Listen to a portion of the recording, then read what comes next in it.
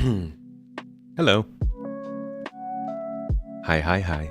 Welcome. Welcome, my friends. Hello. Welcome. Hi. Hello. Hey. How's it going? Hola. Good to see you. Merhaba. Hello. It's Friday. And it's been a little while. It's been a cool minute. We skipped yesterday's stream because Mrs. Tomato. I'm blaming Mrs. Tomato. It's all about... No. I wanted to get some extra video work done. Mrs. Tomato wasn't feeling great, so decided to take the evening and get a little bit extra stuff done. Long story short, those videos still aren't done, but expect to see them this weekend. I'm not going to spoil them. One of them is about 3.20. It's not much of a spoiler. But they should be coming out this weekend. I got a couple other things planned for next week as well. So today, I have been going through like just articles and checking in on games that I like, and felt like there was enough news about multiple games that we could do a little discussion today.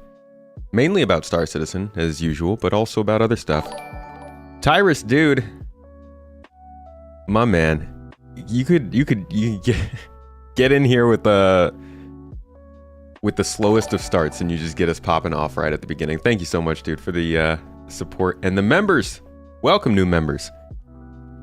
Can a MacBook Pro 13 from 2014 run Star Citizen in boot camp? Good luck. Sounds like you're asking for a couple crashes to desktop. Although I don't know what happens if you crash desktop on an Apple computer. Guessing it's you just crash desktop. But I've never used one. Or at least not for any extended amount of time. Adam! Hello, how you doing? Yui Zen, 07's buddy. Bishop. Gonzalo Stanco. Country. Mrs. Tomato is feeling a little bit better today. Not quite back to 100%, but she's getting there. Punji with the toes, I see you in here, dude. I saw extra toes dropped in chat too, by the way. That was really something, man. Wow. Okay, YouTube. Are you done? Look at that. It counts it twice. It's like, I'm gonna award Tyrus for a little bit extra. Let me close the window real quick, folks, because we know what's about to come. I'll be right back.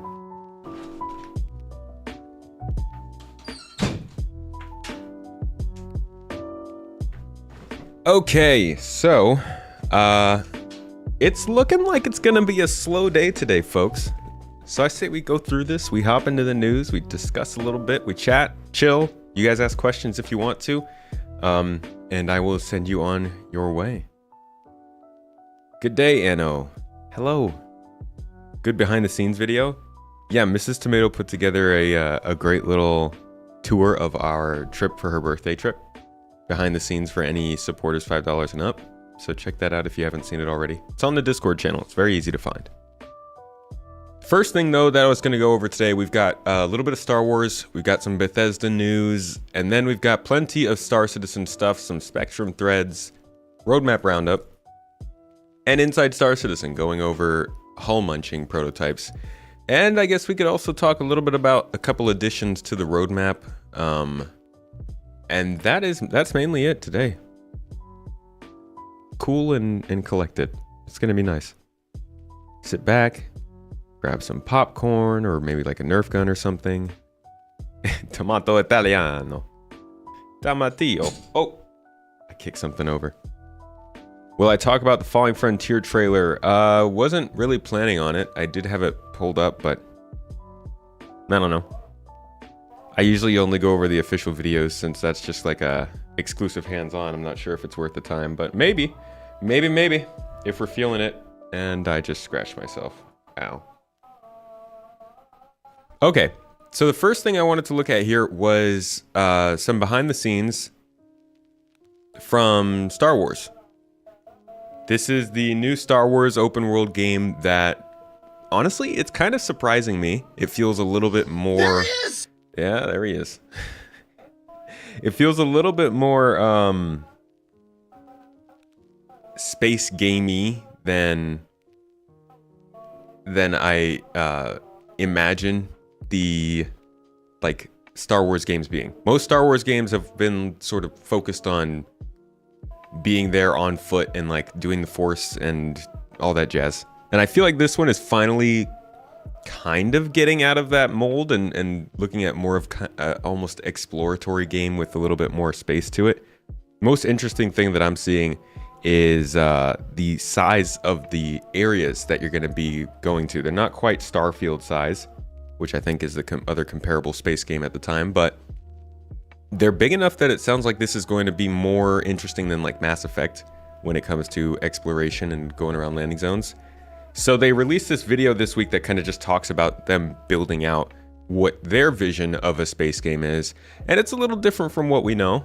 I figured I'd let you guys in. We talk about it, ask questions, all that jazz. Listen in.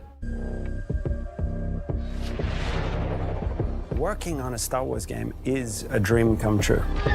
I had all of the toys, and it's wild to go from making these little stories on the carpet to actually build a narrative in the Star Wars galaxy.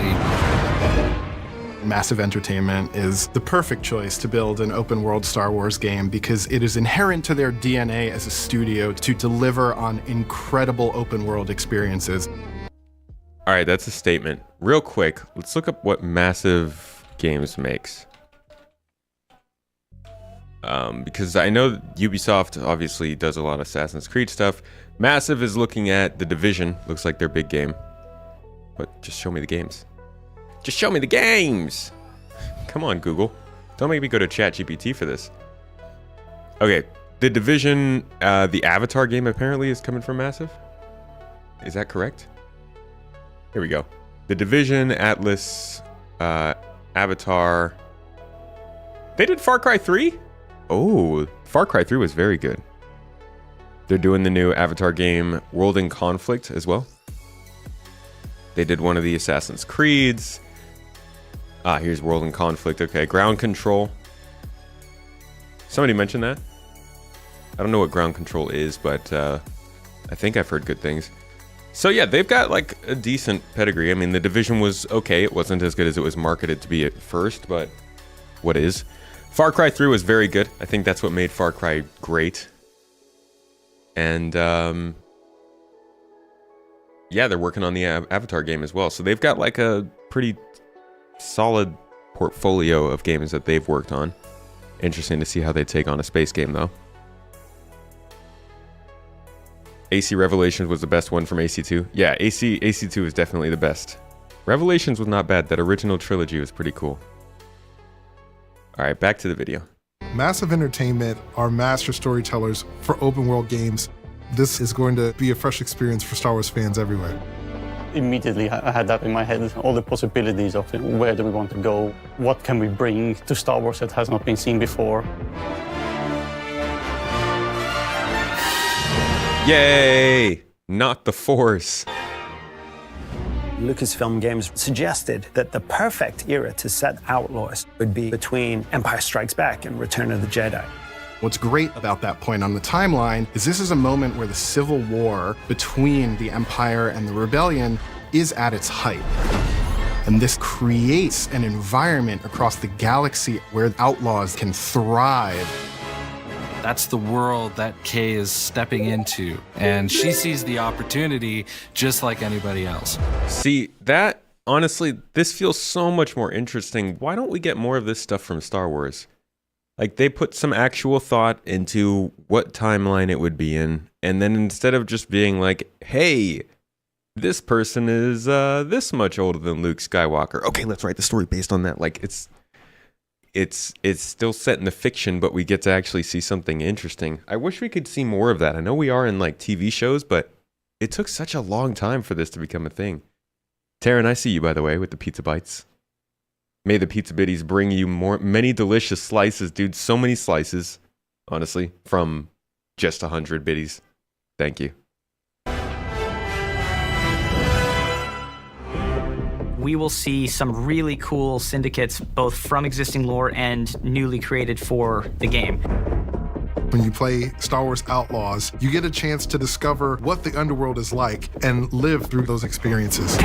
The stakes are definitely very high for Kay's journey through the underworld, but she learns, she adapts, she sneaks around, and she finds herself in very important spaces with very powerful people.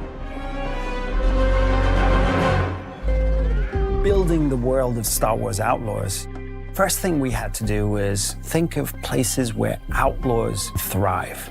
These hubs of scum and villainy.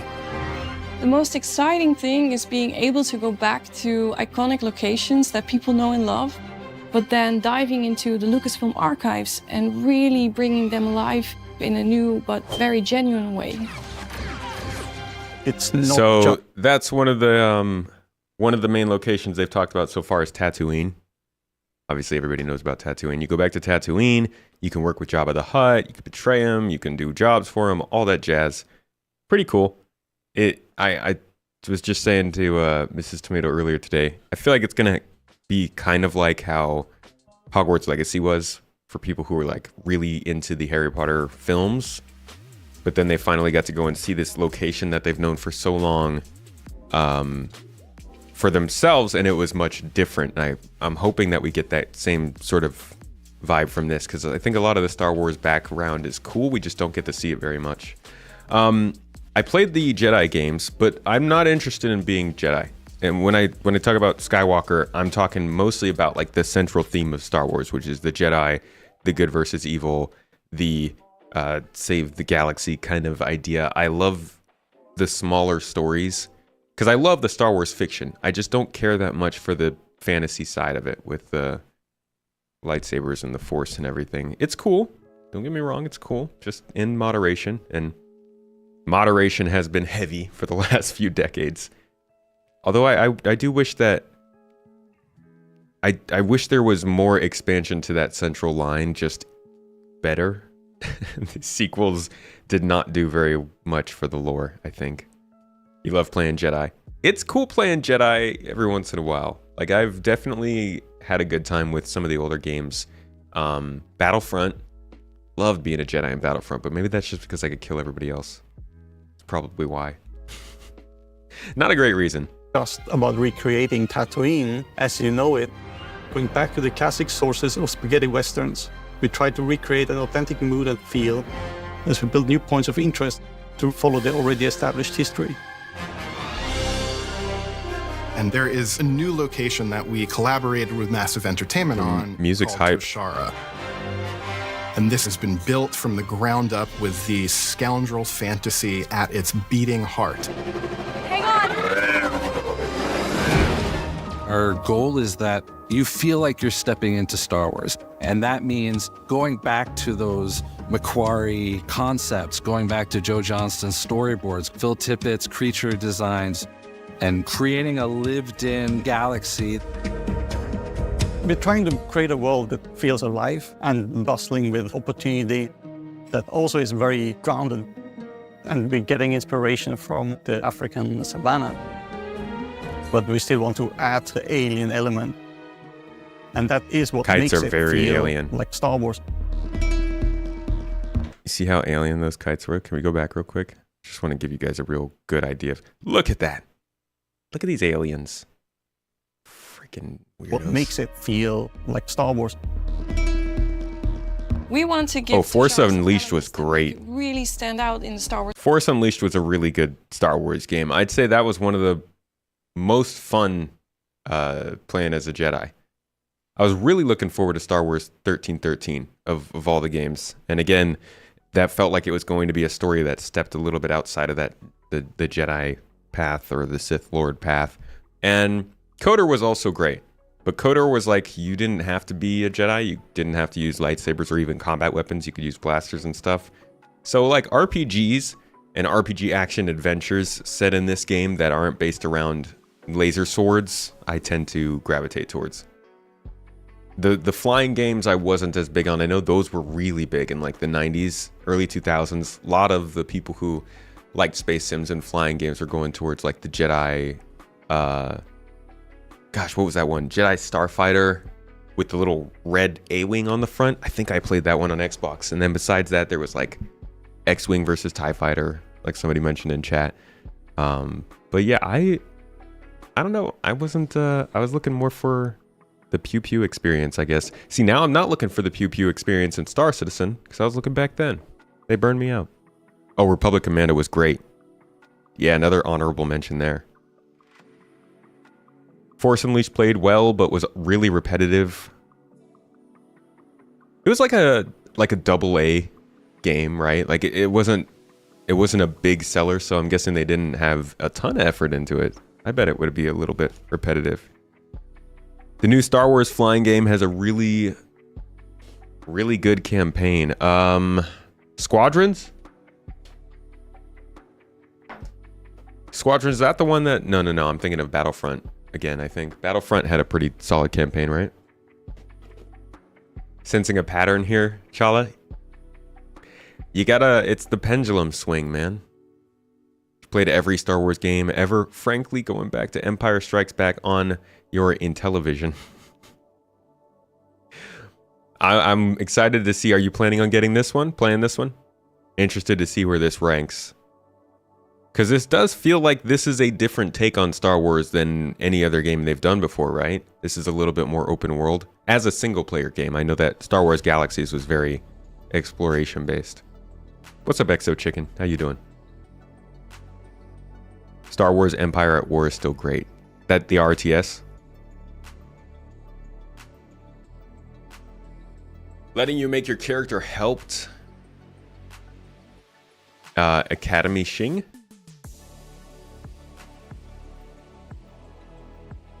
When we're playing Shadows of the Empire. Yo, you guys are naming names I don't even name. You played Star Wars TIE Fighter on Windows 98. I do remember Star Wars TIE Fighter. That was around that same period of time as like a X-Wing versus TIE Fighter, I think, right? If she somehow ends up being force sensitive in the middle of the storyline, nah, there's no way. They wouldn't do that to us. I don't think we're going to see any force in this. Maybe like a Sith person, since the Empire is large, but I feel like if anybody has the force at this point in Star Wars, they're getting murdered or disappeared. Yes, they would. It's Ubisoft. Ubisoft isn't... Are they cliche? I actually haven't played a Ubisoft game in a little while now. But it's also Massive. I think Massive is a little bit better, in my opinion, from what I've seen. Their writing is a little bit better than other Ubisoft games I've seen. Jedi turned mercenary. Yeah, that was pretty cool. Jedi Power Battles. I don't remember that one. Maybe a Jedi in Dead or Alive back on the Sega Dreamcast. Back to it. Galaxy. So there are windswept plains, veins of amberine, and there's a vibrant city called Mirogana that's built into a huge rock that's been carved out by the wind that's ever present on Tashara. One thing that we need to always keep in mind is there's always a connection between the biome and what grows there, what lives there, like the flora, fauna, and the culture of the people who inhabit the place. From how the plants pollinate, or how vegetation and local resources are used in local clothing and buildings, to even how the locals have adopted wind into their way of life. We have created everything with an authentic approach, so players will experience all these places like someone who actually is there. We made it, Nix. Working with Massive, we were able to really build out an authentic Star Wars world where you can travel, explore, and discover in a way that... Yo, you know what? You know what I get from this shot right here? Wars world where you can travel. For some reason, this specific shot reminds me of something from Elder Scrolls Skyrim. I don't know what. I don't know where. I'm guessing it's Whiterun, since that's like, you know, snowy. But this shot gives me like Elder Scrolls Skyrim feels, but with that sort of sci-fi slant. And that's exactly what I wanted back after Skyrim came out. And I think it was around the same time. I keep bringing it up. It's so annoying. But Star Wars 1313 was coming around. And I was like, oh, it's like a game kind of like Skyrim, like action adventure, sort of RPG, but it's sci-fi based. And then now, like 10 years later, we're seeing this in Starfield. We're seeing this in Outlaws. We're seeing this probably in Outer Worlds 2. We're seeing it in someday in Star Citizen. Like, it's really a nice time to be into space games. It's looking like a good next year or two. I'm excited for it. And if these games do well, more companies are going to go for space games because it makes them money. And we're going to be living pretty. I like it. You don't know why, but you really don't like this Ubisoft engine aesthetic. What engine do they use? Snowdrop? I don't know if they've switched engines since back in the Division days, but they were definitely using Snowdrop before. Yeah, it doesn't even say up here. Is it just in this video that you're not digging it? Or just Ubisoft games in general?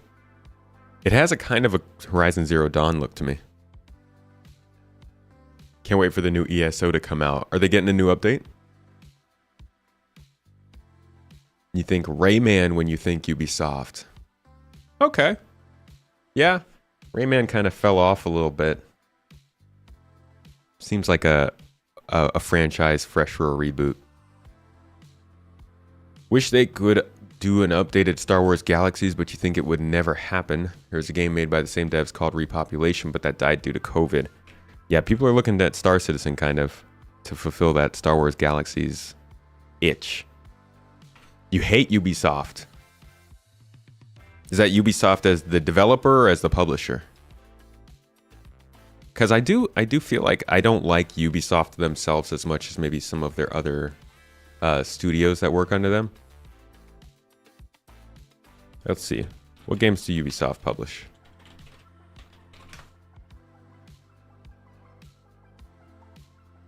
Lots of Assassin's Creeds. Oh, a lot of... Yeah, that's right. Tom Clancy's games. Holy crap. We got so many Tom Clancy games.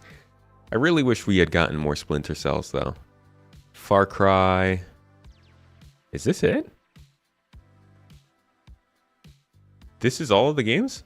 There's no way this is all the games from Ubisoft. Yeah, this is just from 2020 to present. So, what does that lie? Just Dance, obviously, a big one for them. Yeah, Legion is not great.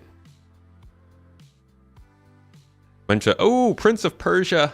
I miss Prince of Persia games. Wait, there's actually a lot of games from Ubisoft that I quite enjoyed. They just have a lot of misses, too. Call of Juarez. That's a classic.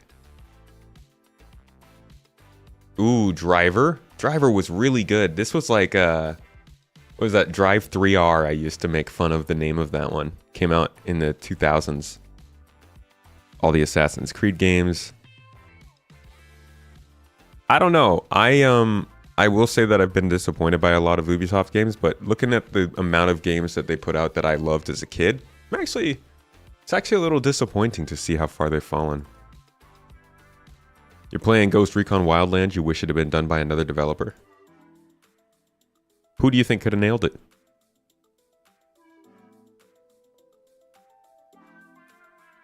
Like all recent Assassin's Creed games. It shouldn't even be Assassin's Creed games, right? The platform they use is terrible. They have their own launcher. Ah, yeah. I think I remember that. Everybody had to have their own launcher over the last several years, huh? Hawks was cool. Was really, like, they had a good spin on airplane combat with Hawks, and it just died.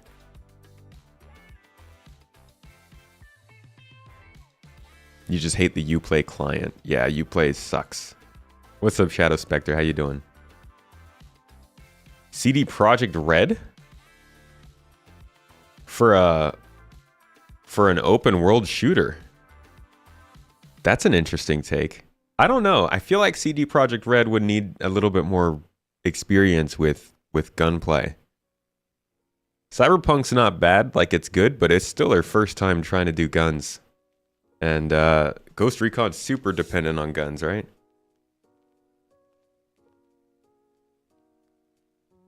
So convenient you use Steam launcher to run another launcher. Can you run the Star Citizen launcher through it?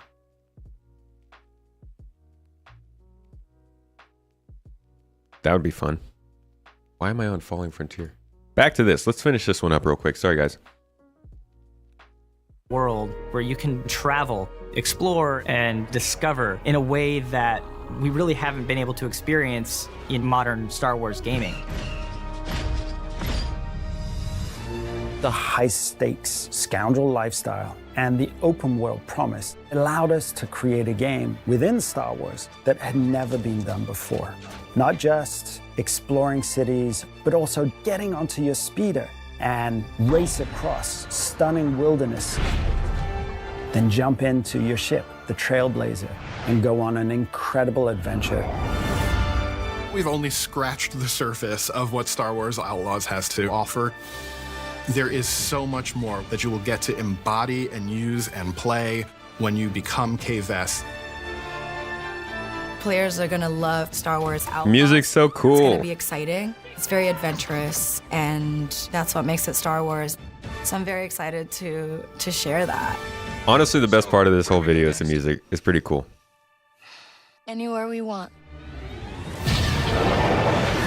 And then you ran into an invisible wall. It was not anywhere you want.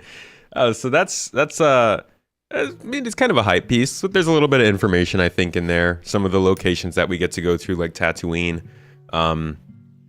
Some of their ideas of how this game should play out. I feel like over the next 4 or 5 years, we're gonna see, if this stuff works out, we're gonna see companies kind of all have their own take at how an open world space game should work. How big should landing zones be? How many planets should there be? All that kind of stuff. And I hope that, like, I think we're going to be more rich for it. It's just looking like a good time. I'm realizing here with the picture that they use for all the marketing that they're using the planet that they just introduced. What do they call it? Toshara, I think. And I believe this is, I don't know what this is. Is this Tatooine? This isn't Tatooine, right? It doesn't snow there. So we're already seeing like most of the main areas. I'm guessing there's going to be maybe 4 or 5 main planets in this game. Like, this is the lower end of the scale, whereas like Elite Dangerous and No Man's Sky are at the higher end, and you got like Starfield and Star Citizen and different other space games somewhere in the middle. This will be the more arcadey appearance, or the more arcadey appliance, the console version. And then they just released like a quick article about it, talking about how it was going to be. I think the important quote here is, the size of one planet in this game is going to be equivalent to 2 of the zones in Assassin's Creed Odyssey. So somebody said they really liked Assassin's Creed Odyssey. Imagine 2 of the zones in that game, which are pretty big. From what I remember, those are large regions, and that's going to be 1 landing zone on 1 planet. They haven't said if there's going to be other landing zones on planets, or if it's like 1 landing zone per planet, or how it's going to work, but that's given us an idea of scale at least. And obviously with the call out here, it's not going to be anywhere near the size or scale of Starfield. You like the droid with the coat? He's a cool looking dude. He doesn't say much. He's got a coat. Very cyberpunk of him. Always got to have a coat as a cyberpunk droid. City in the Rocks gives you strong Morrowind, Alderaan vibes. I didn't get to play through all of Morrowind. I just got to watch it mostly. Sounds like an amazing game though. Didn't they do Red Dead Redemption 2? Who was that? Rockstar? The DRM, crappy treatment of employees, really unfortunate. Some of the games are really good. Hey, crappy treatment of employees. Name that game company. Is it actually, wow, they have their Threads account up here. Is it Ubisoft that recently it came out that they were going to start like deleting accounts if people hadn't, or deleting games if people hadn't used their account? Is that a Ubisoft thing? Because that's not great PR. Rockstar game in Star Wars world would be great. Rockstar could do some cool stuff, yeah. Okay, so that was Star Wars. Now we are on to... Yeah, that was Ubisoft. Bad move, y'all, bad move. Okay, so now we're moving on to some Starfield videos that got released. These are little shorts meant to just kind of show off, I guess, some of the... Wow, this one was way more watched. Like, That's a crazy view ratio between these 3 videos. They released all 3 of these videos. They're all short stories based in the Starfield realm. Basically, they're just setting the scene for the game. This is a brand new IP, so they're doing a lot of legwork to kind of teach us about the verse, to teach us about the fiction that they're building, get us introduced to all of the ideas behind the factions and their histories, so that when we get to the game, we don't have to fill in all the blanks as we're going. I really appreciate that. I think this is a great form of marketing. And it seems like it's kind of the norm going forward. Game companies are getting a little bit more free with their marketing in different forms of art, and I'm digging it. So let's start with the first one here. This one's called The Hand That Feeds. I'm going to go ahead and let this one play all the way through, let you guys watch it, and we will talk about it afterward. Enjoy.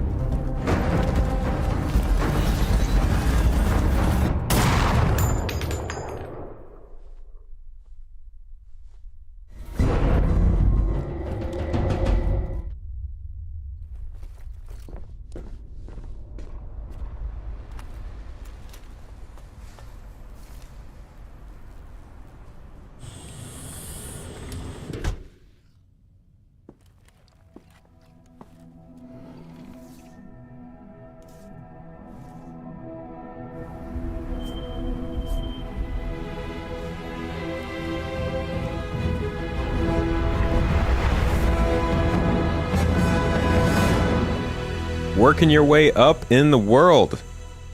All right. Honestly, from that, like it definitely sets the tensions of the times back then. So this is Neon. This is one of the main locations in the game. Let me see if I can pull it up real quick.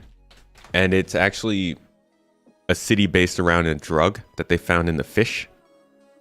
So it's like this playground of a city in the game, and it seems like what they're kind of showing us there just is the moral decisions that can be made throughout, you know, your time in these cities, which it's a Bethesda game. We know that's coming. That's what they do best. They do that very, very well, giving you these kind of really difficult decisions where you have to make a split second choice and save someone or kill someone and get something for it. I like that. It's good fun. I always make the wrong decision, you know, and that's what I love about it.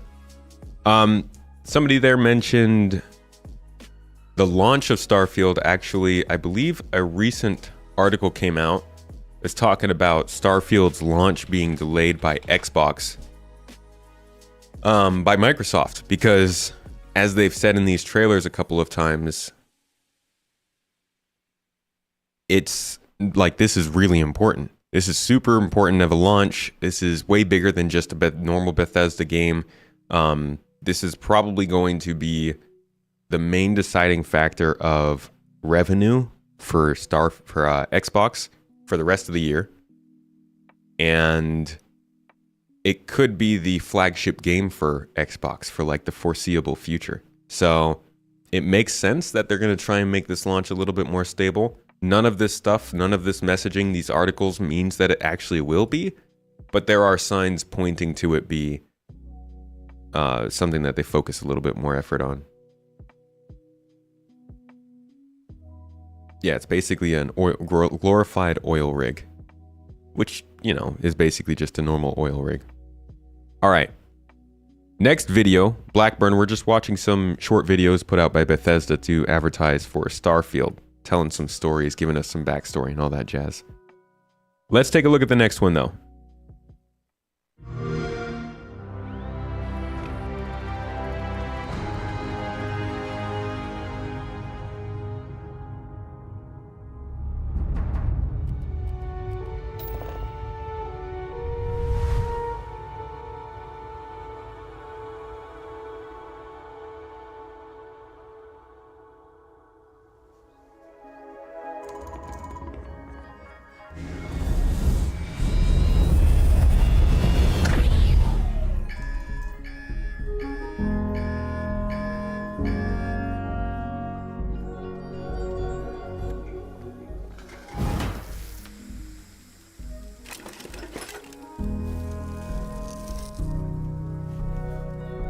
God, I love this music.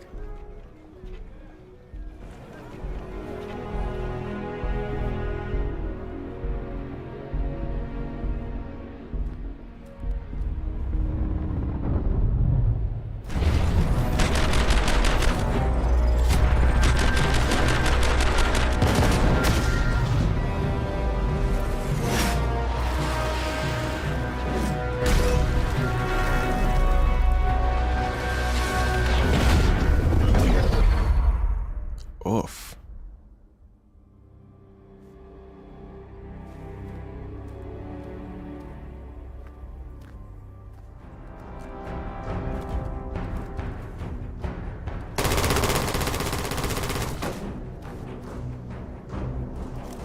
That's a really big gun.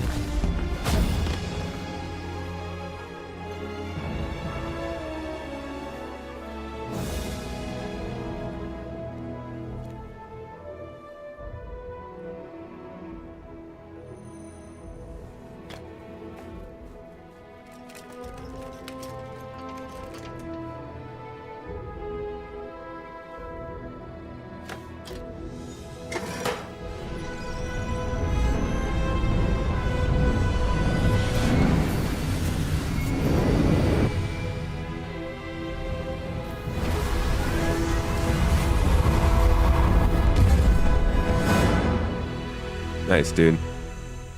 Crafting confirmed, folks. Now, you could read into these all you want. I mean, I do think that these are obviously a little bit teasing of the gameplay that we're going to be taking part in. But yeah, these are nice little videos. Again, they're just building up the lore. They're kind of informing us of the world, the war that they went through, the way that the cities work. The city's obviously different from Neon. The next city we'll probably see is going to be whatever the main one is. I forgot what it's called. Do I think they'll learn from Halo? Gosh. I think this is a different model than Halo. They have actually released other exclusives in that time. Redfall was an exclusive they released that didn't do very well. Hi-Fi Rush was an exclusive they released that did very well for what it was. Not obviously a blockbuster like Starfield, but they've done a couple other releases Xbox has. Ultimately, they've been focusing on, I think, quantity. They've been playing the Netflix game, kind of, with Game Pass. They've been just trying to get as much stuff as they can on Game Pass and grab up as much of the market in that sense. And now they're kind of starting to, I hope, turn the investments into profits on these studio acquisitions. We got Perfect Dark. It has a game that's supposed to be coming out, but it's been struggling. Avowed is supposed to be coming out. Don't know how that's going to be. Starfield is supposed to be coming out. Fable 2, or Fable, whatever that is going to be coming out at some point. There's no doubt a Gears of War project that's going on. Like, they've got a lot of talent at work. they just have not been able to put one on its feet for a long time. And more than this being good for the space genre, this has to be good for Xbox as a brand, because now they've got most of the Western RPGs in their hands. Like, they've got Bethesda. Now they're about to have Blizzard. Obviously, they have all of their own IPs. They've got so much under their own control. Now they just need to put it to actual use. So I hope they can, because I've got a Game Pass subscription I'd really like to keep using. Thanks for the power converter, scrubby nerd herder. Xbox simply does not have decent RPGs and epic stories, which makes the most money on PlayStation. But interestingly enough, they have more RPGs under their name now than Sony does, at least Western RPGs. Like, they've got the big hitters, right? Fallout, Elder Scrolls. That's it. No, I can't even think of all the other ones, but I know they've got, let's see, hold on. I know they've got some good stuff. Oh yeah, Monster Hunter. That's a good one. No, these aren't exclusives though. Fable is obviously going to be a big one though. Avowed is going to be a big one. I'm kind of overlooking for this already.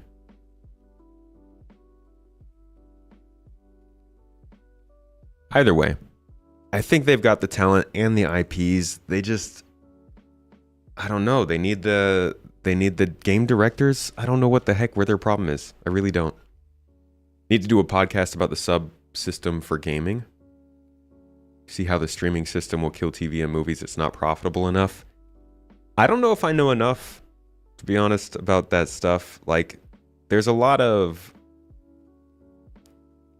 fancy models involved in figuring out how the profit margins are going to work for this and what it's going to do to gaming. I could see it working, but as with all things based on companies, you know, they kind of suck at just sitting back and letting things work. They have to take the most money out of it, right? So anything they do probably won't work in the long run. Most Xbox games is sci-fi. Really? I actually didn't even notice that. I wish they would lean more into it because I feel like I'm robbed of good sci-fi games. The Evil Empire. You've been trying some of the smaller titles. Would really never have played without Game Pass. Yeah, that's a good point. I've been liking that.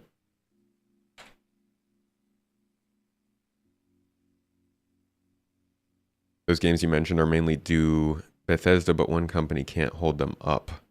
Right. Yeah, and I think there are other games besides those. I wish I could come up with a better list. I feel like somebody just wrote an article about this. Xbox is the home of RPGs or something like that. The home of fantasy. Must own console for RPG fans. I don't think this is about exclusives though. I think this is about just availability. Because they're talking here about Pillars of Eternity, Avowed, Clockwork Revolution. That's right. I forgot that's a new RPG coming out. Yeah, Clockwork Revolution actually could be a big one. It looks kind of like a BioShock sort of situation, but even this article doesn't really make the argument that much. Let's go to X. Yeah, see, everybody's just kind of using the same group of games. These are, like you said, most of these are Bethesda. Well, I guess this is Obsidian, Bethesda, Playground Games, Obsidian again, In Exile, and Bethesda. So this is a lot grouped up in Bethesda, actually. You're right about that. They better hope that Clockwork Revolution works out well. And yeah, Fable 2 as well. Enshrouded.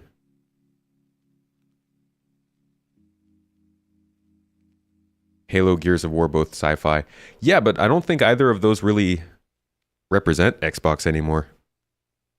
I mean, besides Halo and Gears of War, what other things, what other big games are sci-fi? Because we've got Flight Simulator, Redfall wasn't sci-fi, Hi-Fi Rush wasn't sci-fi. Oh, what the, how did that thing get in here?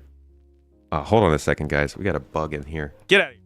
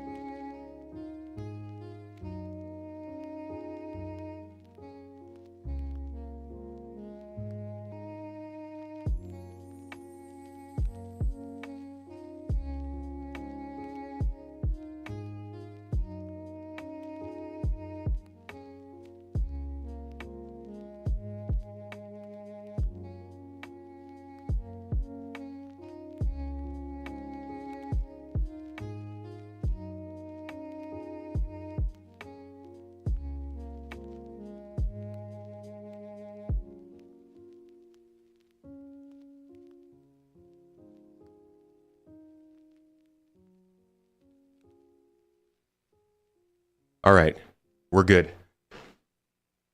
I don't even know how this bug got in here. That thing, like, I saw it outside the window is closed, and it somehow, it ended up inside. Woo! Sorry about that. All right, where were we? What are Xbox's biggest games? I think this is actually an interesting question because I am so lost on what their big games are right now.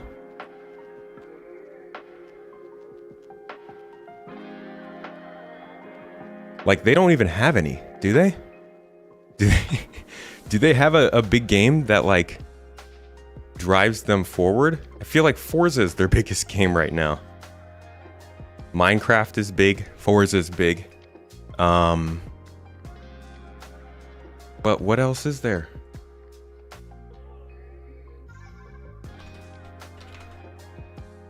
Bug glitch through the window, yeah.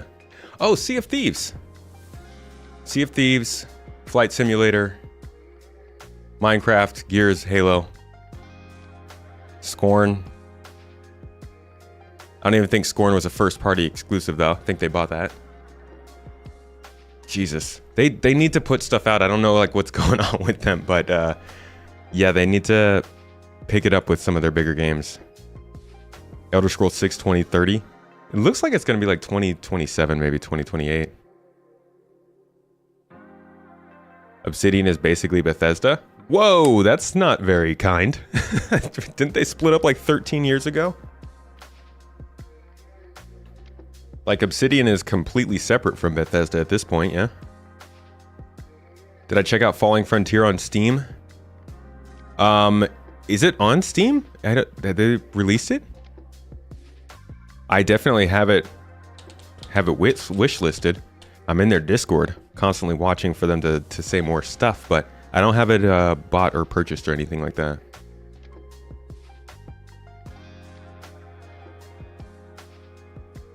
Must really hate bugs. Makes sense.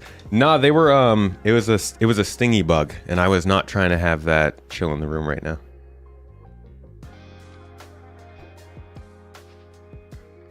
Not great that MC doesn't have any big games.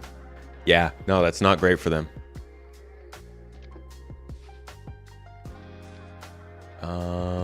Okay, we had one more of these to watch. Oh, they have a Steam page. Okay, yeah, I've got it wishlisted. I'm tracking that. Because I'm excited for that one. That looks like a really cool real-time strategy game. All right. Let's check out the last video for this and see what it is. This is the most viewed one by far, so I'm expecting amazing things. Change my life.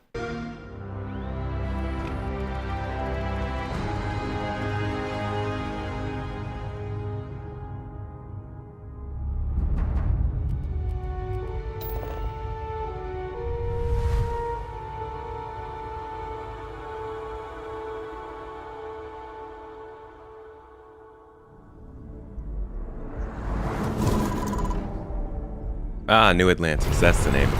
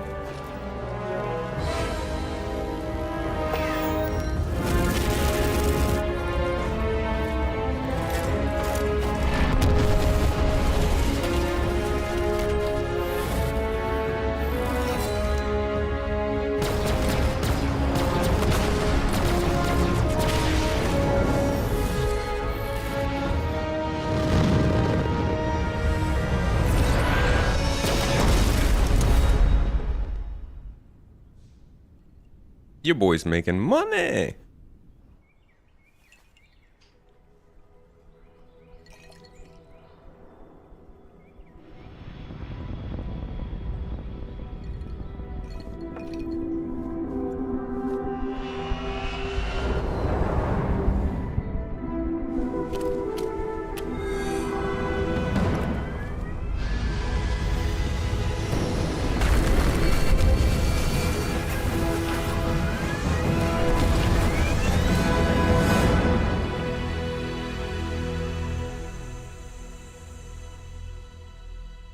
Okay, so the different vibes for each place. It looked like Aquila City was about the opportunity, building your stuff yourself, getting that, that kind of frontier vibe as they've pushed. This city is about joining up, military, big city vibes, getting out, making some money. And then Neon is about, do what you need to do. Get with the company that's going to pay you best. So that's really all there was to first Starfield. I just wanted to give those three a watch real quick and see what they were all about. Cool that they're doing a little bit of marketing that way, though. Yeah, so they've got a lot of purchases under their belt. Xbox does, but they need to,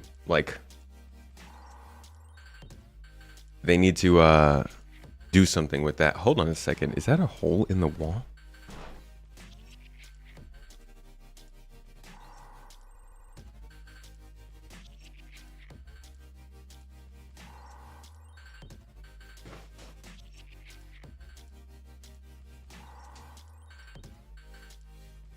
Yeah, there's no reason that bug should have been able to get through the wall. I can't figure out how that could have happened. Maybe it's been in here the whole day though. Maybe I'm just dumb. All right, so that was all we had to go over with Starfield. Let's move on to Star Citizen, my friends. Right after I fix this because the bot.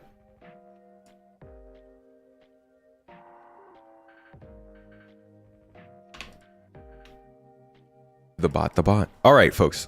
So Star Citizen had a couple of updates this week. We had a roadmap update with some new missions. I'm sure you guys have already seen plenty of, but we'll jump into it and I'll give you my thoughts. They've also had a quick lore update, which I didn't think there was really anything on here that was too useful to us. Maybe a fixer, if that has anything to do with Stanton or Pyro. And then we had a couple of Spectrum threads that I thought had interesting answers and Inside Star Citizen. So we'll go through those in that order. Kind of, sort of, not really. Actually, the roadmap roundup's going to be a little bit later. We'll start with the lore post, though. Vulcan is... literally a fixer. Okay, I thought they meant fixer in... in a gang or a syndicate or something. But they're talking about Vulcan the ship. Anybody else here really excited for this ship? Because I have been waiting for this ship far too long. Anno, good to see you, dude. Thanks for hanging out. I'll catch you later. The Vulcan, for those who don't know, is one of the coolest ships in Star Citizen. This is a mixture between a Starfarer a vulture, and I don't know, another ship combined. Like, this ship has drones in it that will let you do all of the industrial stuff. Salvaging, repairing, refueling, rearming. You can just put different types of drones into this ship and be able to do all the things. But they introduced it, I think, back in 2018, 2017. We don't know anything about it yet. I'm guessing we have to wait until drones are ready. No unreasonable bashing of Todd again. I don't know, you got to be careful who you put on the screen. Somebody's got something personal for a lot of people at this company. Why make games when we could just buy everyone who does? In their defense, they spent a lot of time making games that just didn't do very well, so you can't beat them, buy them. So this is the Vulcan. That's really, what's the update for this? Just that it was launched in 2594. It was commissioned by the Navy. After a successful trial period, they promoted it into active service as a standard frontline support ship. I actually didn't know this was a naval ship. Cool. And then they have a civilian version. Let me see what else they say about the Legionnaire 2. It's an interesting ship. This is actually the boarding ship where you have to hack your way onto other ships when it mounts onto their airlock. That's not a euphemism. After the... Whoa. Careful, camera.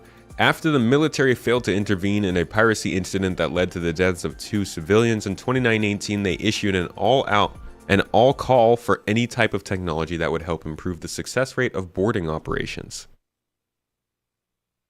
Anvil's submission, a new spacecraft designed by lead engineer Grot Taylor, was ultimately selected and debuted in 2922. The Legionnaire's advanced integrated infiltration system, 2-in-1 docking collar able to connect to all UEE standard apertures, and trio of shield generators streamlined the boarding process and decreased the likelihood of accidents. Somebody tell me why we were traveling in space for 800 years until somebody was like, hey, we need a ship that's better at boarding. Why was there a piracy incident in 2918? Like, it's literally almost 2018 right now, and I could tell you, hey, we need a ship that's going to be good for boarding other ships. Come on, UEE, this is why y'all are so far behind 900 years in the future. But that's the Legionnaire. That is a ship they introduced to us, I think, last year. And it's supposed to specialize in boarding. It's not the only ship that can board. Any ship can connect to another ship's docking port. But in order to do that, you have to hail them, and they have to give you access to it. This ship is meant to have a special hacking mechanism that allows you to force that ship to accept yours so you can force a dock. Which is, I mean, you know, if you're a pirate or a weirdo, then yeah, you're going to try and force dock with other people. But in normal life, in real life, don't do that. Don't do that. Leave people be. Board Gamer, thanks for jumping in, dude, with your crew. How's everybody doing? Welcome in. We're just doing some good old Star Citizen information catch up, you know, when the news hits. Dang it, YouTube.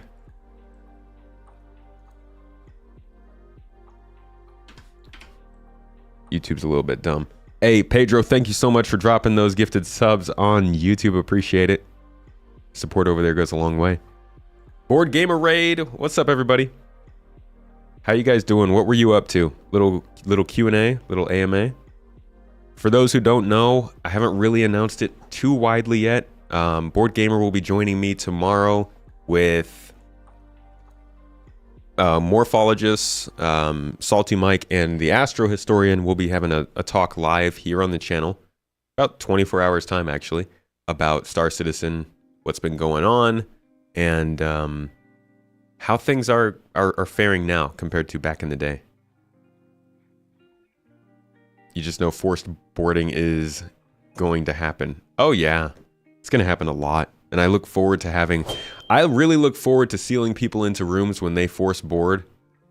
Getting somebody to go around, disconnect their ship, and then blowing them out the airlock. Watching them squirm as they fly away into the darkness. Ah, sweet joy. I'm a good person at heart, I promise. He told us. He already told us.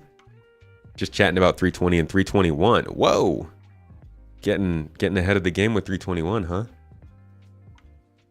What do you guys think? 321 is going to be our December patch this year? Or are they going to try and sneak a cool 4.0 in under our nose? Oh, man, you try to say it. You try to say it out loud. Avengers Assemble stream. Yeah, I wanted to try and get the longest running YouTubers. These guys, let me tell you, Board Gamer, I don't know how he has done what he's done for this long. Cause I mean, I was watching him for a long time before I ever started doing videos. And I'm pretty sure it's been like every day, twice a day sometimes, every other day. It's the money. If I could do a British accent, I would totally impersonate you saying that, because I see you with the Chris Roberts cutout behind you saying that. No, man, it's honestly like, I'm gonna be real with you, everybody. It's not money. Like, if somebody's sticking with Star Citizen for this long, it's not money. There's I've seen the light. I have. Doing a good video for a game like Star Citizen and doing a good video for a game like Starfield is a completely different return. And if you really wanted to do this for the money, you could go and do other games and get a lot more attention. I mean, obviously, money helps. It's your living. It's your business. And having a good, solid foundation like Star Citizen is a great place to be. But, man, covering this game with the way that it zigzags you, I'll tell you what. I made a video talking about 3.20 last week, and since I wrote down the script and recorded it, I've had to change it 2 different times. You know how annoying it is to change a script when you've already recorded it? Trying to cover this game can be painful. So, big ups to you, dude, for continuing that going. It's enough money for the fish and chips, as long as you get the fish and chips from it, man. Star Citizen funded fish and chips is the most high fidelity fish and chips you could find. But yeah, honestly, as I always tell people, the development and the news surrounding this game is more fun than the gameplay. That's why news channels last longer than gameplay channels. But I look forward to the talk tomorrow. It's going to be good. You won't even see 4.0 next year? Dude, how are you gonna just pop out of chat? Left hand side out of chat. Come in with the right hook like that. Hit me on the side of the face with bad news. I wasn't even talking about 4.0 yet. This man is hurting me already. Legionnaire, we're done with you. Thanks for being here.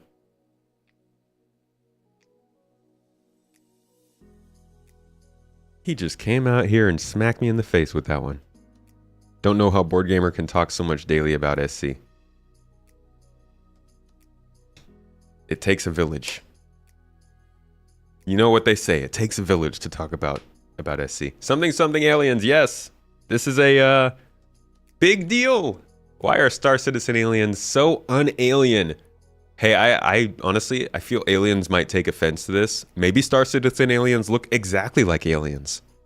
Maybe this person's being rude for assuming that aliens look alien. Maybe I'm rude for associating a certain look with the word alien just now in that sentence. We should all just sit back and let aliens look like what they want to look like. But anyways, in all seriousness, this person said, I've been looking at available images for the alien species in the Star Citizen universe, and it immediately struck me that they're all humans in rubber suits. They all have 2 legs with same joints as humans, just slightly different stances and bone lengths. They all play different positions on the basketball court.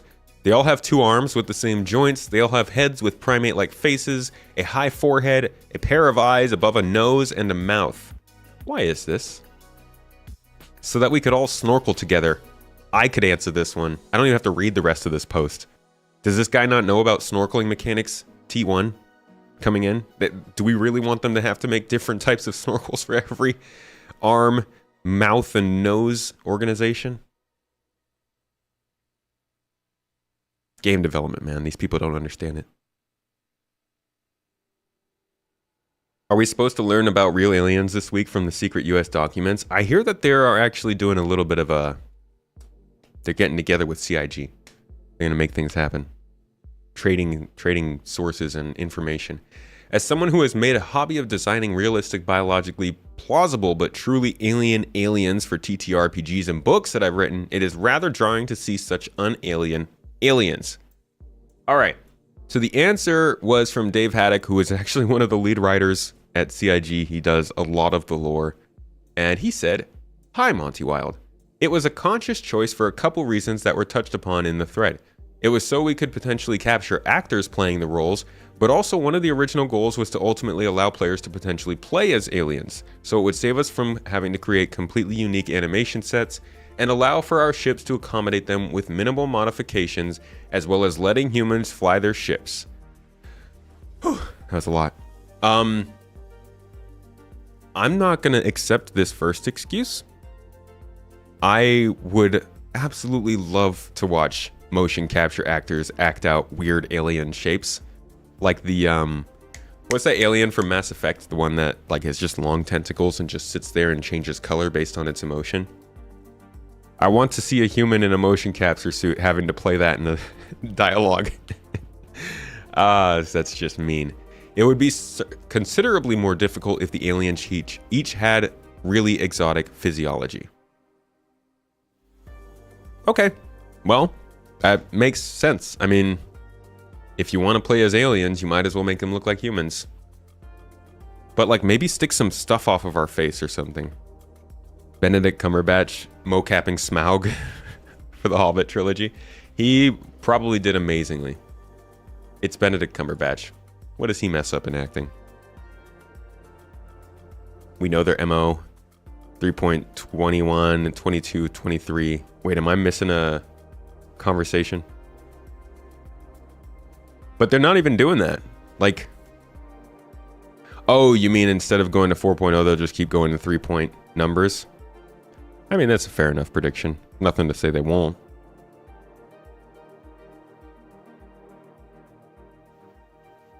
Oh, yeah.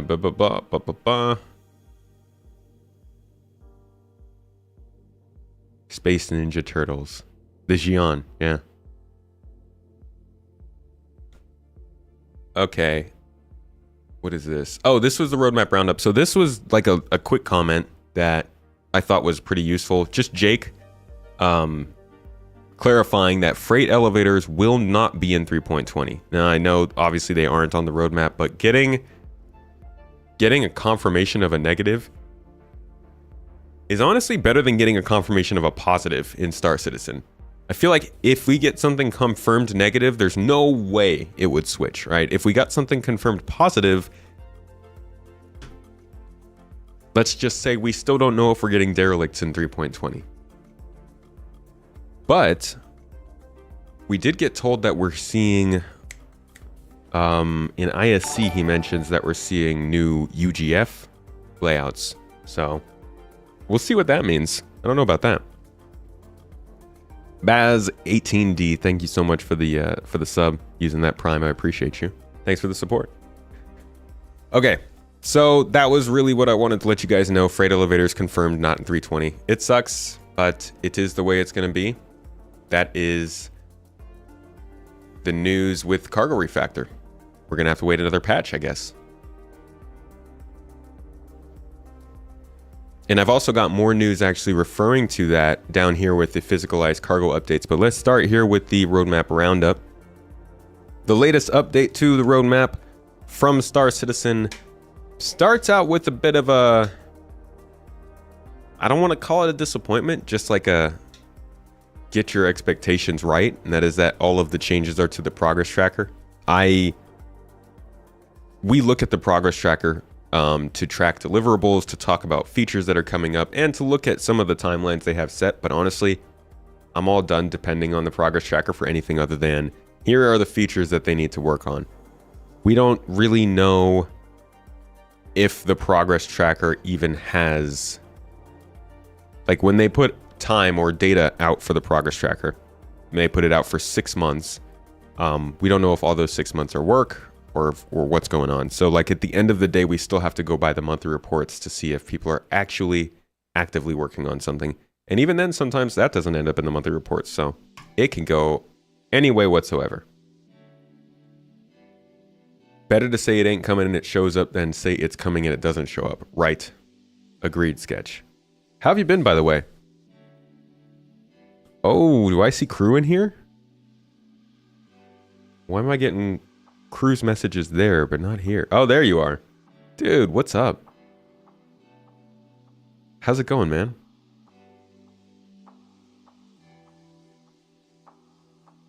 They ripped that off from the alien trader from Star Control 2. The color changes the more they like or hate you. Oh, okay. Wait. Are you talking about the Mass Effect character? Are you a little bit behind us? Is that what's going on? Is that why I got the left hook about 4.0? Starfield's new trailers are next level immersion to me. You can picture doing a mission, then running into one of the characters from the animations, getting tasked with intertwining in their storylines. It's like bringing us closer to the real life isekai, where a created character gets thrown in another world, kind of. It is a great form of marketing. I think more games need to focus on building out the world around the game rather than just the character in the game.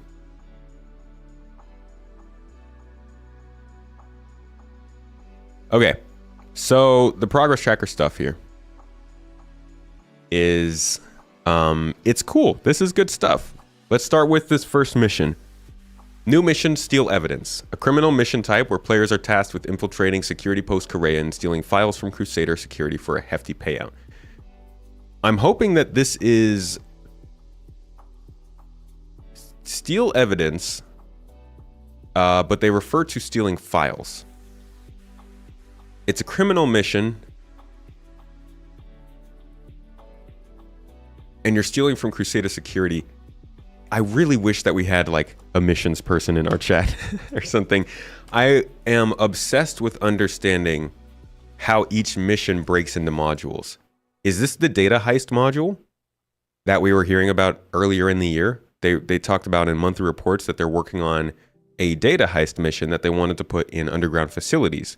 These would be missions in which you have to, I guess, guide data to an off-planet source, remove the comm array from the area so that you can do this, and fight people off while you're stealing that data. This is like the same thing, no? So is this another application of the same module, but for a criminal application in a different location? In that case, that seems like a really good sign that they're already starting to apply modules to different applications for the near future. But we don't know. So I'm hoping that somebody out there, if you happen to be watching this and you get a chance to ask a question at the next Star Citizen Live with the mission team, please remember to ask that. I will try to remember too. But I think getting a little bit of an update on what they're doing with these modules and how they're applying them would be really nice, because if they can scale missions out this quickly with the one module, how much more quickly can we start getting missions next year? Think you should have a little poop icon next to your health for the hygiene. Actually, hygiene is something they haven't talked about in a while. Actor status tier 2 is likely something that was on the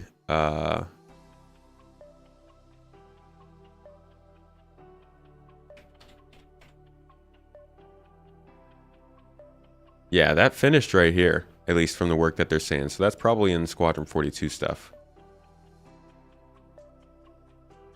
Steal evidence is not at the on the progress tracker, Shiny. Shiny Hobo, by the way, here to make the much more user-friendly roadmap progress tracker. Appreciate your work, dude. 07's buddy. Steal evidence isn't even on the progress tracker, but they said it is. Why would they do this to us? That's frustrating. All right, so behind that, below that, whatever you want to call it, new missions, cargo hauling. Making use of the freight elevators feature. This mission type will have players hauling large quantities of cargo to earn both AUEC and reputation. And for the first time ever, cargo hauling will be linked to reputation. That's pretty key. That is very key. That is good. Reputation is our progression in this game. And while right now it doesn't really do much, it's just kind of something you tell yourself you need. I believe that they also talked a little bit about reputation changes down here. So every time they actually do some work on reputation, I will admit, I think they've been moving much slower on it than they should have been. But every time they do something on it, it continues to be a gift that keeps on giving when we have missions like these. On top of this, though, freight elevators being included in this means that since we saw here that freight elevators are not in 3.20, these missions are obviously not in 3.20. I think we could all already understand that, though. What's up? Hello to Russia. How you doing? Hope we hear things about repair sometime. Yeah, and the Vulcan, please. Jake uses Shiny Tracker to check their work. It'll be added next time. I see. Okay. So yeah, cargo hauling missions are important in my opinion because every time you add a mission, it's like adding a tutorial. For a game like Star Citizen, it's a sandbox game. They want people to get out and do their own thing. But let's all be honest.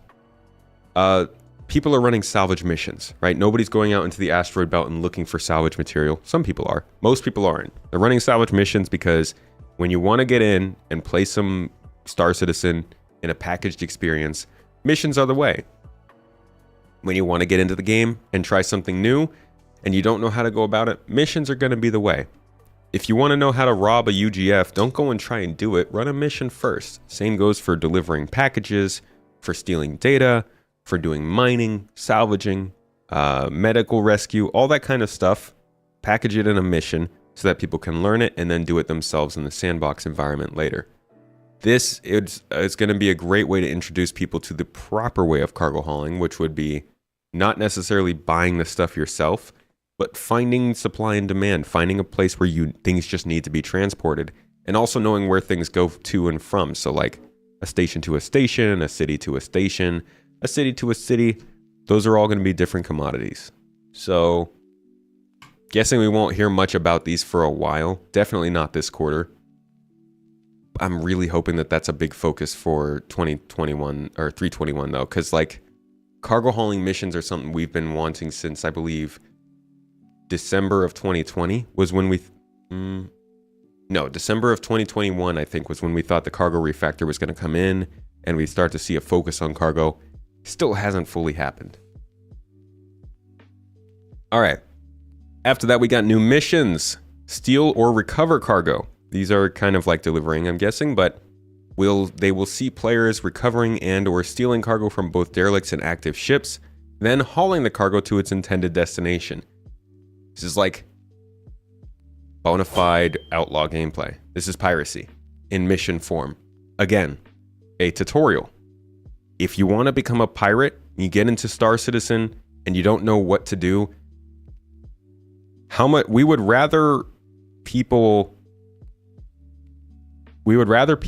go through a mission like this that teaches you about interdicting, teaches you about maybe hailing the ship, boarding the ship to get the cargo, rather than people who jump into the game and say, I want to be a pirate and start just shooting other ships. You know, if piracy is going to be a thing in the game, then we as players and them as the company need to really focus on making sure people are doing it the right way. And I know that sounds really gatekeepy and kind of lame, but in all honesty, piracy is not going to work in this game if it's not done in a way that's healthy for the rest of the game too. If piracy turns into a bunch of murder hobos just going around shooting everybody, that's not going to be fun for anybody. But if these missions sort of set the meta for piracy, being like interdicting, negotiating, boarding, and making sure that they're still able to make their own money, I feel like that's much more important. So, more good missions. These are a lot of new missions coming in. Clearly, the mission features team is getting their work done. They're getting modules done. But do we still have whatchamacallit? Whatchamacallit, the investigation missions. We haven't heard about those for a while. Gotta watch out for those murder homos. Some of them aren't even hobos. Some of them stay at Hurston.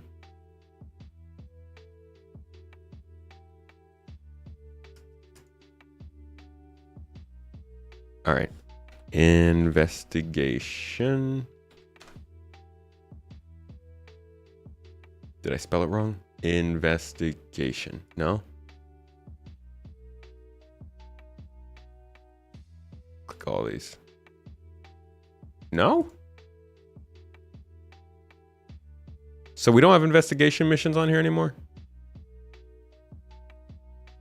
Or am I did I do the search wrong?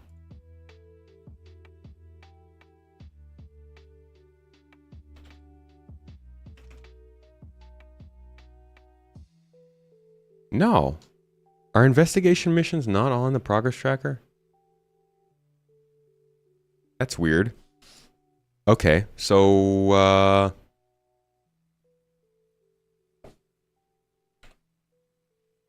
maybe they called it something different? Mission manager, data heist, cargo hauling, package extraction, restoration, retrieve, steal cargo. I'm not seeing them. Looking for investigation missions that they introduced at the end of last year at CitizenCon. But I don't think they're on here anymore. That's really weird.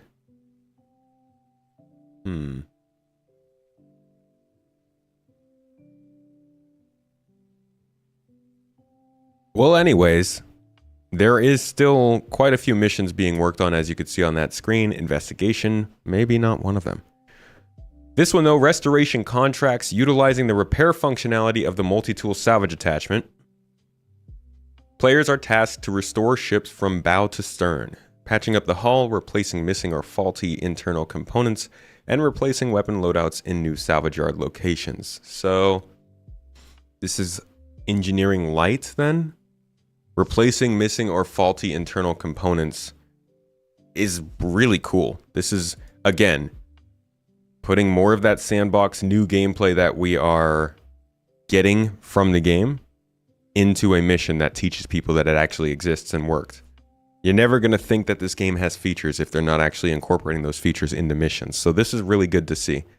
I do wish that it was more than just in the salvage yard locations, but it's a start.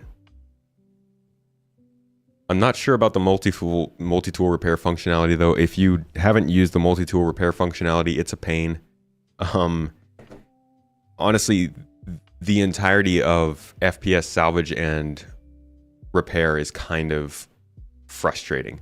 It takes a lot of work to get a decent amount of material either applied or pulled up, just because of how the interaction system works and how the cartridges have to go into the multi-tool and they end up, I think, empty. So you have to fill them first and then you can use them to repair.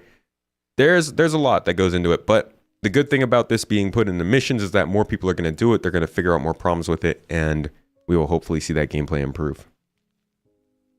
You have a list of removed deliverables, and those missions are not included in that list. I don't think they've ever been on it. Okay. So they just never talked about that stuff. You still believe in the progress tracker? I don't believe in the timing of the progress tracker. I just believe that things being on there means that they're at least on their to-do list. But if something is not on the progress tracker, I just assume it is completely out of their view right now. Or it's too small to be on there. Aegis Retaliator base? Was that the gold standard update? Mission manager update. Apollo RSI. That's painful. M50 engine swap. I remember that. That was supposed to be the first component swap. Targeting V2. Interesting. 3.0 reward service. Those are fun. The most valuable commodities still draw pirates. If they make illegal drugs the most profitable, then the criminals will fight over the drugs, just like how they attack haulers for gold. I mean, why aren't drugs most profitable right now? Wouldn't that make sense? Next up on the roadmap roundup is reputation, shop discounts. This is, again, something that we've known about for quite a while. It's Reputation V2, I believe. And it was worked on. Oh, did they take it off? Did they take it off? Was that on here? Wait. Did they remove this? Because they had a reputation on here. And what it said before, yeah, here we go. Reputation V2. An upgrade to the reputation system that allows reputation to drive AI hostility. Yet now there is a reputation hostility item. Like what? Guys, I need something. You gotta give me something on this. What happened? What happened to this 15 weeks of work? Did it not work out? Did you have to cancel this? Did you have to stop halfway through? Like, this is such a clear example of where the communication could help us better understand what the heck is going on. Maybe the missions features team never got their work done here. Narrative team worked on it. USPU team worked on it. Missions feat, and then nobody followed up because reputation got pulled off of somebody's responsibility. That's all I could think. But then why not put this work underneath this item? Why have two different items on the progress tracker? These are the things that keep me up at night, folks. Drive me nuts. Welcome, Steve. Glad to have you with us. How you doing? People think the criminals will stay in Pyro. Well, the only thing that's going to keep them there if there are valuable assets more valuable than Stanton. Pirates follow the money. Here's my dream of how it would work out, and I'm guessing this is probably not how it will work. I imagine that there will be pirates in Stanton, but the only pirates that will be in Stanton are the very skilled and talented ones that you should actually be looking out for. Just a very small amount of them, so you rarely run into them. Meanwhile, Pyro has plenty of beginner pirates or people who aren't looking to always be getting chased around. Just trying to attack the players who are coming from Stanton for the valuables that are over in Pyro. But we'll see if that's how it goes. I don't know. That's an ideal world. Well, my ideal world. Doing good. How am I? I'm doing well, Steve. Thank you for asking. Just going over some news and stuff. I think I have in progress checked. Ah, thank you. There we go. Yes, Reputation V2. I gotta remember those filters. Okay, so the second part of that is hostility, which obviously, as you can see, drive AI hostility. Players will encounter AI that are either friendly or hostile based on their reputation with the organization the AI belong to. This also includes different friendly fire thresholds and defense responses. So this will be, I'm hoping, what finally allows a player to get into Xenothreat and fight alongside Xenothreat. This will hopefully be what allows people to take part in dynamic events without taking a mission. Hey, I'm showing up to Siege of Orison. What's that? It's only Ninetales that likes me? Well, I guess I'll fight with Ninetales. That kind of stuff, those kinds of decisions should be in the player's hands. And there should be methods for doing that at all of these events. Because at the end of the day, there shouldn't be a good or bad faction in this game, right? There should be some mixed lines, some gray areas. So you should be able to pick and choose which faction you're working with in a given job. No word on server meshing. They're going to stay real quiet on server meshing for now, I think, until CitizenCon. I do hope that they're doing well with it, but we don't have anything really to go off of right now. Yeah, progress tracker isn't accurate, and that's what I'm saying. It would be nice to get more communication on that. It'll be like in Eve, the largest orgs will camp the gate and nothing will get through. Well, the gate's not the exit point, so people won't be able to do that very well. The exit point is going to be various areas around the gate.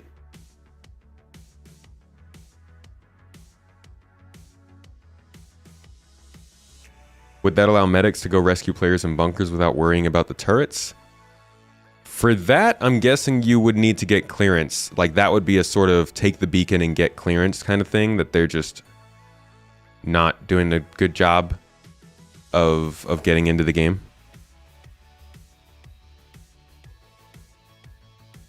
Can't wait for them to announce 4.0 for Q4 next year. Hey, letter from the chairman. Give it to us straight, Chris. Yeah, it's coming at the end of the year. I don't know. Let's see. If maybe it makes it into Evocati by December, right? I doubt it, but maybe. No, server meshing is not abandoned. Squadron 42 and many other downstream teams were not updated, so it is very inaccurate at the moment. I see. They're going to probably do an update for the downstream teams in the next couple months. Did they say when? I missed the shop discounts. Players will have the ability to receive discounts in certain shops based on their reputation with affiliated organizations. Same kind of thing. Maybe you like do a lot of work for Shubin Interstellar. They're going to sell you your cargo boxes, your tractor beams, your helmets, your armor, your oxygen. Whatever you buy, they're going to sell it to you better than the local weapon shop or whoever. So this will actually help to start getting people to stick around a certain area.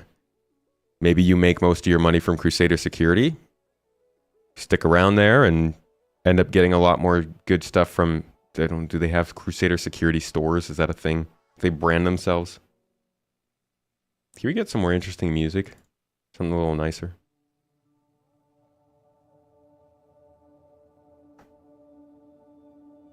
Don't lie to yourself, this will take forever. Mate, I'm going off of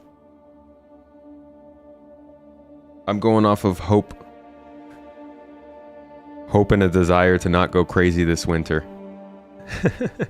I don't think we'll see it this year, but if Evocati gets it in December, that would be great. That'd be good. Do I think CIG need $1 billion to finish the game?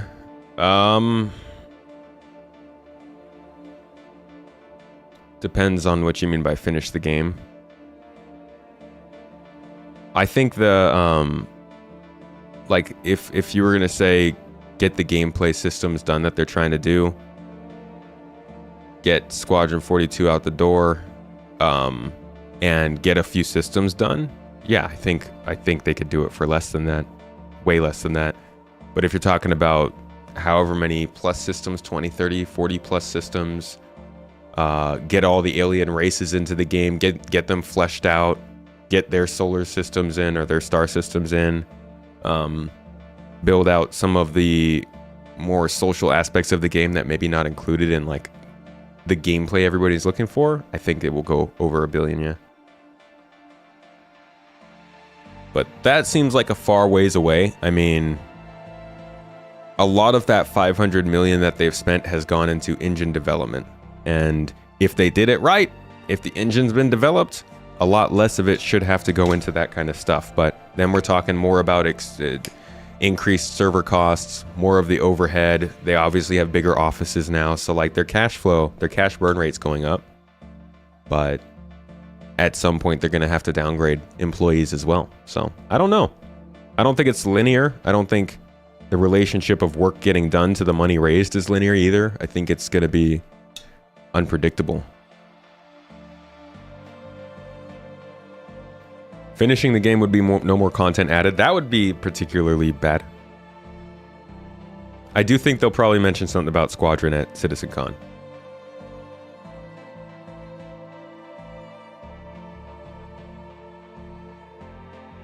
They're getting funky in scheduling, huh? Okay. Yeah, it's the hopium, Senny. Hopium, I mix it with a little bit of simple syrup. Makes it go down easier. 5 systems would be great, to be honest. That would be fantastic. Okay, reputation on the sandbox triggers side. I don't know why I said it like that. But this feature will allow for players to have their reputation increase or decrease with organizations based on their actions in the persistent universe, separate from missions.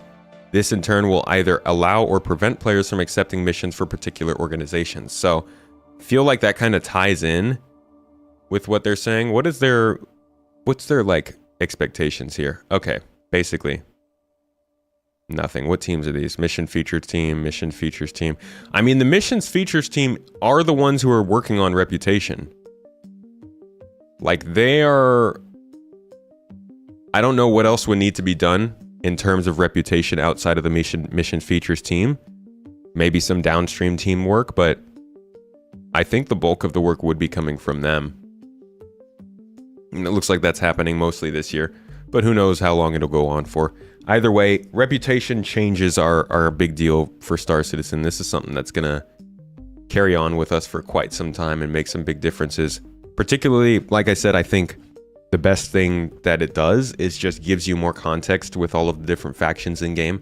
Being able to go to a pirate organization and actually talk to them instead of them just automatically shooting you when you're nearby. I hate that in games. I really do. I think we should be getting to the point where game AI should be more contextually accurate of who you are. Not just like a red X over you at all times. How assess the amount of money needed to pay a devs to rework the Reclaimer by example?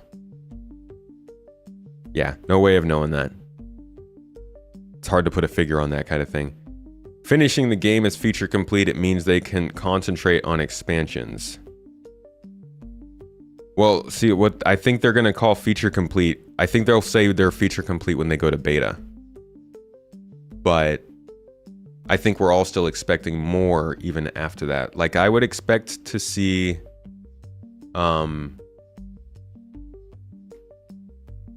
guess space station ownership would be something that they need to be done for beta.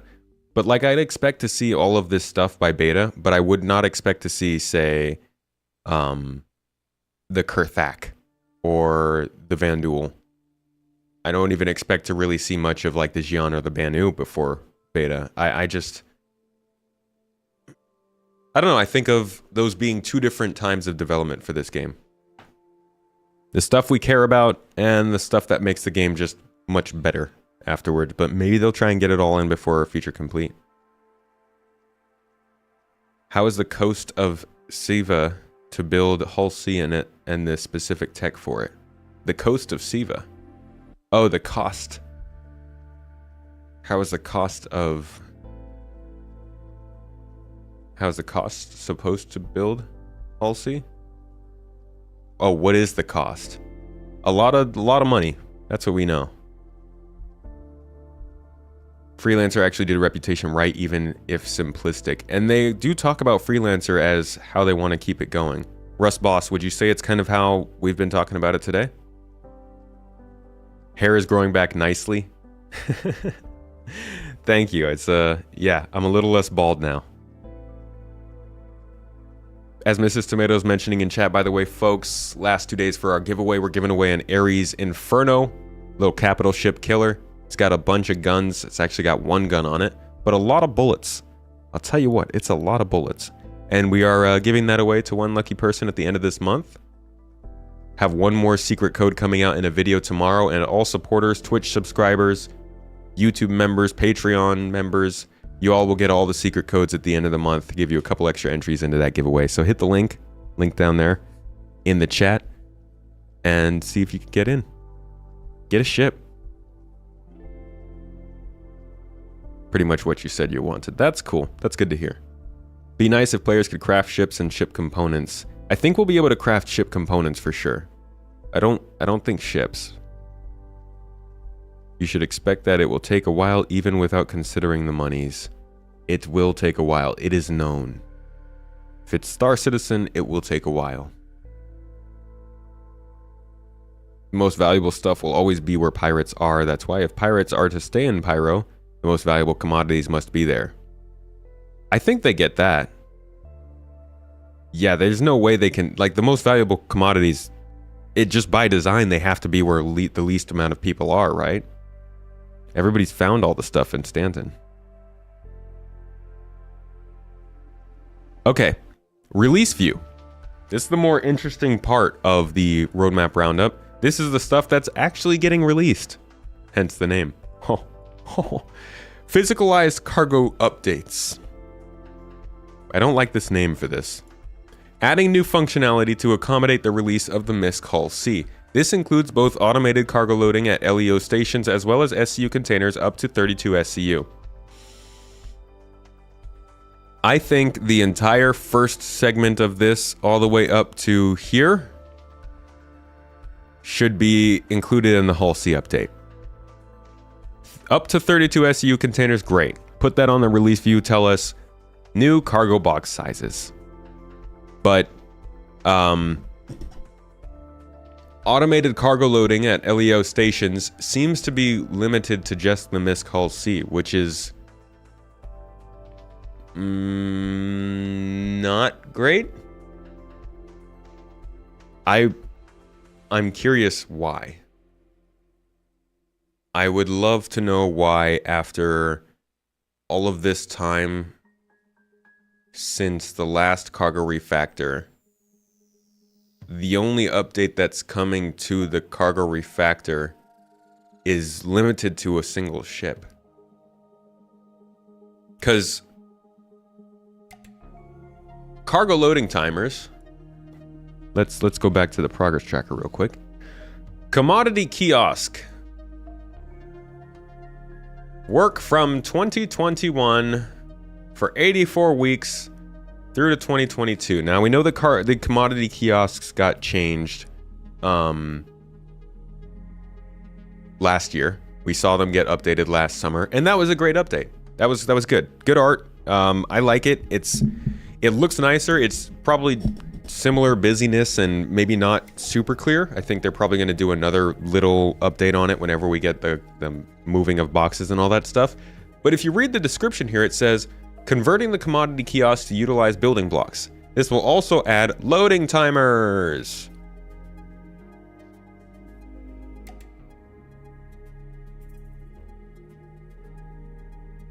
So, I guess this is similar to the last thing that we were looking at. I can't use the progress tracker. I can't use the progress tracker to talk about the game anymore because it's not making sense. I understand that whatever work was being done to add these loading timers got taken out of here and moved to another deliverable, but like, in order to depend on this to better understand how the development is working, you have to basically include the caveat of this might be entirely wrong. And I know that they're understaffed on this side of things, but maybe they shouldn't be putting that much effort into the progress tracker. Maybe this could be effort that's going into somewhere else, because this stuff is, it's a bit misleading. So they did have the added loading timers in the commodity kiosks, but I think that was canceled or the work was shifted. And we're now seeing that here in the physicalized goods update, but it's only for the Hull C. So in 3.20, nobody else is going to really notice any difference when it comes to cargo hauling. Partially because of this, also because up to 32 SCU, they haven't even really confirmed if we will be using those other SCU sizes to load ships, or if this just means that 32 SCUs will be used on the MISC Hull C and that's it. Will we see 4, 8, or 16 SCU boxes? We don't really know. So it's a step forward, and it's probably going to be a good way for them to better test and understand these different SCU boxes before they show up everywhere. But again, it's a rather small update to the cargo refactor. I wasn't expecting much in 3.20, honestly, but no, this wasn't much. What happened to the cargo elevators and hangars? Do we have to wait for the server meshing component? I don't think we have to wait for server meshing, but it doesn't seem like they will be in the game anytime soon in the next 3 months. Will the rafts be fully functional? No, I highly doubt it. I'm guessing the raft will still have the exact same setup. Placeholder 32 SCU boxes on the outside, and nothing changes. Getting Spirit Series in 3.20? Yeah, we're getting the Crusader A1 in 3.20.x. So everything below this here is going to be probably within a month, maybe 2 months of 3.20 coming out. Maybe they're waiting for behaviors before implementing timers. Maybe. But we do have the timer for the Hull C. Could be that to balance the economy with the addition of 32 SCUs, they only implemented timers on those containers. Also possible.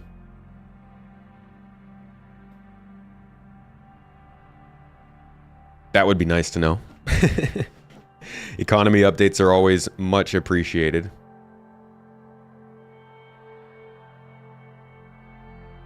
They want to implement things with behaviors for immersion. Yeah, but it doesn't... I mean, we're not going to have AI loading these cargo boxes for a while. So if they wait until then to do all these cargo timers, we're not going to see a cargo refactor for at least a year.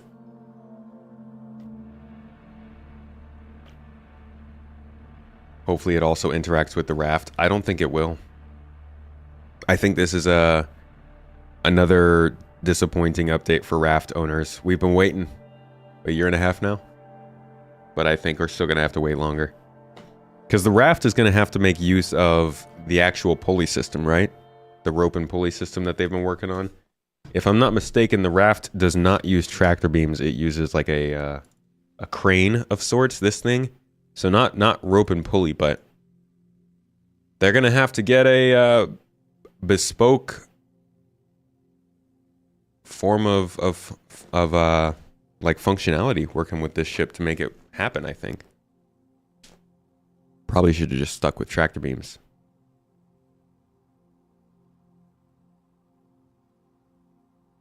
Speaking of which, what about tractor beams? Nothing for 320, I think. 320 in August or September? I was thinking late September. My dream was that they would try and get in some really good stuff and work it into October and sort of launch it with CitizenCon. Give us a cargo refactor, tractor beams, maybe an economy update, the AC update. We'd also probably get, what else? Some platforming, EVA 2. Maybe bounty hunting. Like, I was thinking a big update in October with 320, but not happening. It does have a tractor beam station in the back. Okay. So maybe it will work with that. I thought it did. A little station back there you can use. Really hope they don't release 3.20 right around Starfield release. There is a possibility, actually. We don't know how long the PTU phase is going to be for this. But if it's coming out a month, I could see them going to PTU in the next couple weeks. Coming out of PTU in a month to go live at the end of August. Do I think we'll get new loaners for your merchantmen instead of the C2? I don't think so. I think they'd probably just stick with the same ships. Beam Citizen, yeah. Well, Jedi, there it is, right? Like, they have to go and build all this stuff custom if they're not going to use tractor beams. How will that work when you can't land the Halcyon planet with cargo in it? How will what work? Loading it up? You can't load cargo into the Halcyon planets, only on space stations. What's up, Drazen? B-Boy Corrosive, how you guys doing? We've already seen footage of the arm on the Reclaimer moving and operating. If that's the case, then that should easily be portable to the raft. Well, the footage that we're going to see today is visual conceptualization. So I don't know if the arm on the Reclaimer actually moves yet. Are they going to try and drop 200-player servers around there too? I think maybe we'll see an increase in server count at the end of this year, but there's no clear sign for why that would be a case. SC would get put down and people will come back to SC after they play Starfield. I mean, that's just how it's going to be. People are going to play both. Nobody is a cookie cutter. Everybody's got certain expectations for certain games, and they'll be jumping back and forth between any combination of games. No secondary exit on the Spirit series.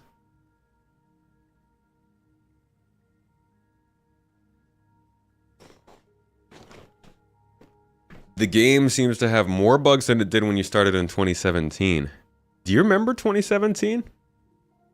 You remember when like 12 frames per second was the norm in Star Citizen?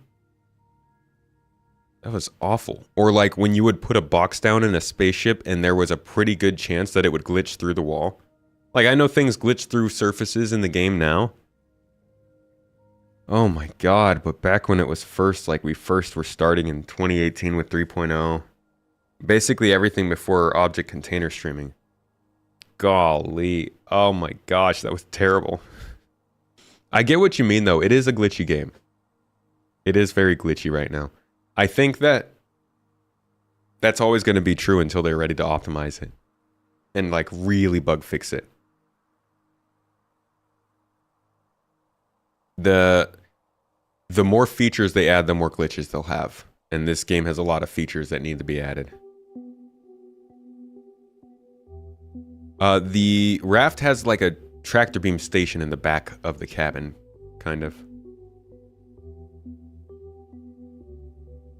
Salvage and mining sure do seem to get a lot of love in Star Citizen. It's nice that the AC update is coming to satisfy the less auto side. People will rinse Starfield September to December. Honestly, for all this time, combat's been getting all the love. Mining got some updates, but combat's been the way to go for this game. I mean, look at what missions people do for money. It's always been bunkers and bounties, you know? I can't wait for them to get more into the industrial gameplay. Your bottles and food used to sit nicely on the Nomad counter, but for a year they've just poofed through the ship. Nomads are infamous for eating our foods. You gotta know that. Longsword, how you doing? Now putting down a box will blow your ship up. At least it ends in lights. Wasn't there a whole period of time where players were falling through their ships on the regular? There were some pretty hefty times of just all kinds of glitches. There was a time when players couldn't even leave Levski. We had to conduct large-scale rescue missions at Levski because people couldn't get out of the elevators. Felt like they talked about with salvage and cargo for ages. They've talked about salvage a lot, but they never released it. We never got to play it. Cargo hauling is the same. They've talked about it a lot, but they have not really updated it. It's been one of the worst ways to play the game for a while. Mining, I will give you. Mining has been focused on quite a bit over the last several years. It was kind of their test case for industrial gameplay, I guess. So yeah, the Crusader A1 Spirit. It's a small bomber. It's a very nice looking ship. It's a beautiful ship. This is going to be your, probably one of your go-to ground attack vehicles. You got, I think, something like 16 small bombs on the inner side of the ship in this back area here. Should have a concept image of it somewhere. Here we go. A little hallway going through there.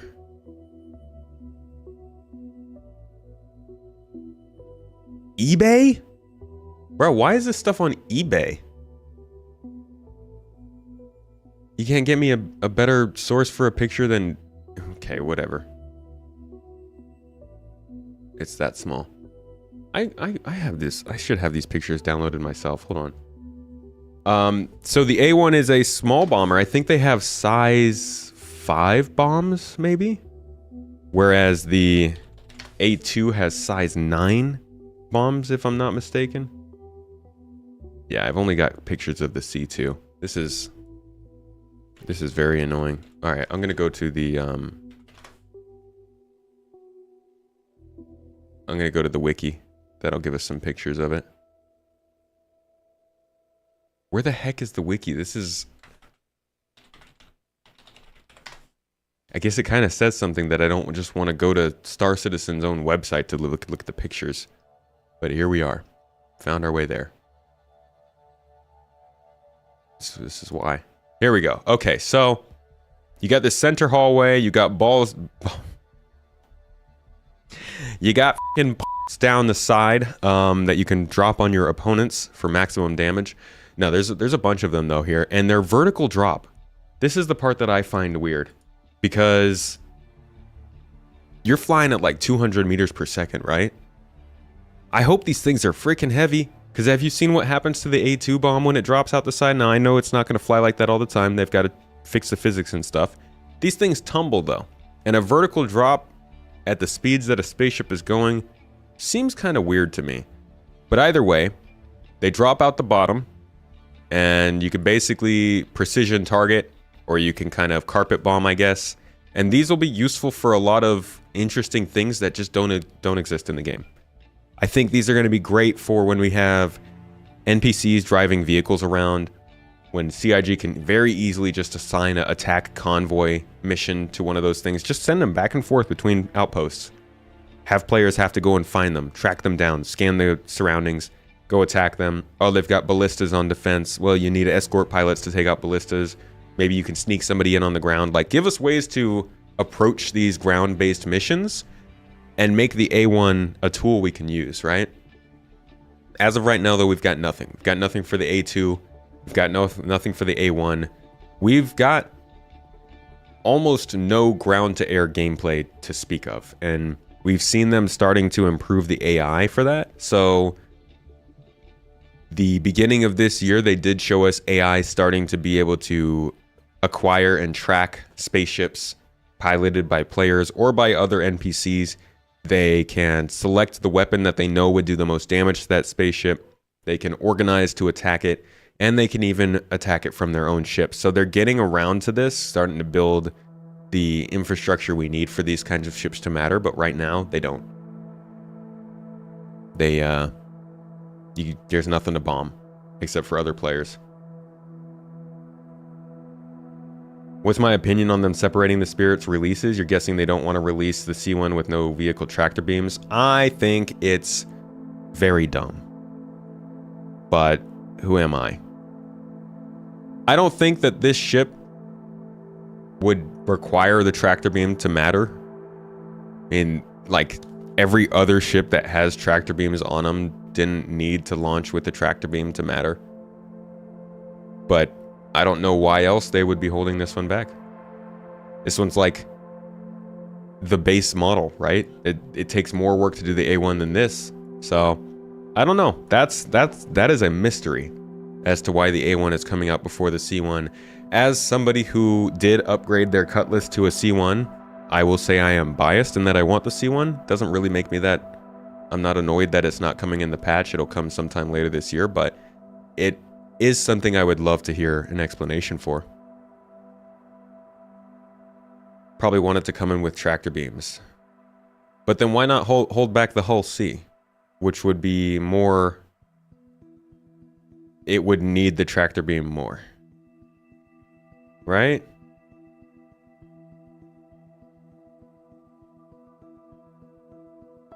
Why they made luxury variants? They're for passenger transport. There's like a whole thing.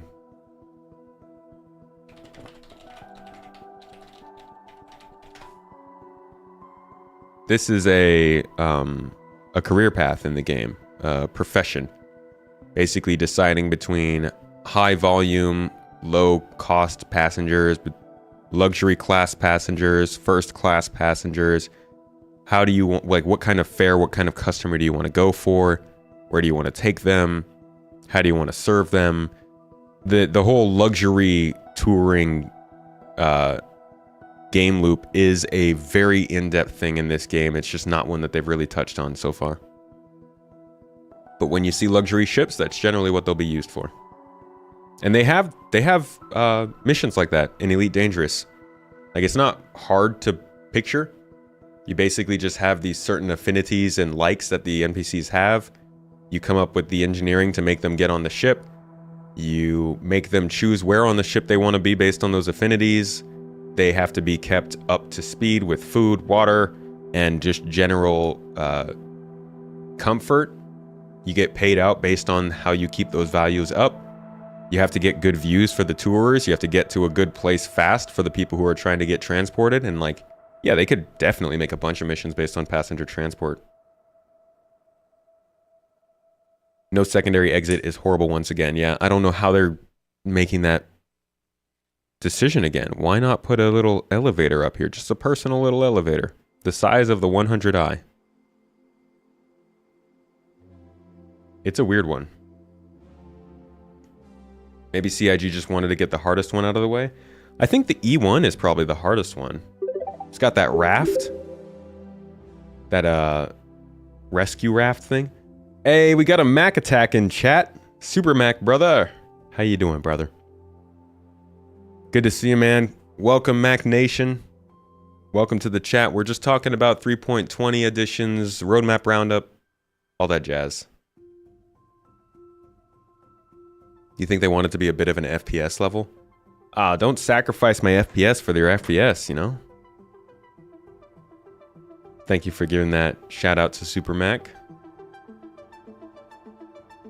You test passengers, gameplay, and Elite Dangerous. If you expose your ship, you're going to prison.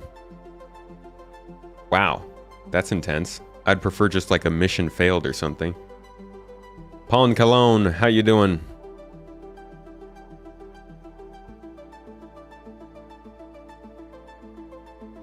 Oh yeah, no, I know what you mean with the door at the front.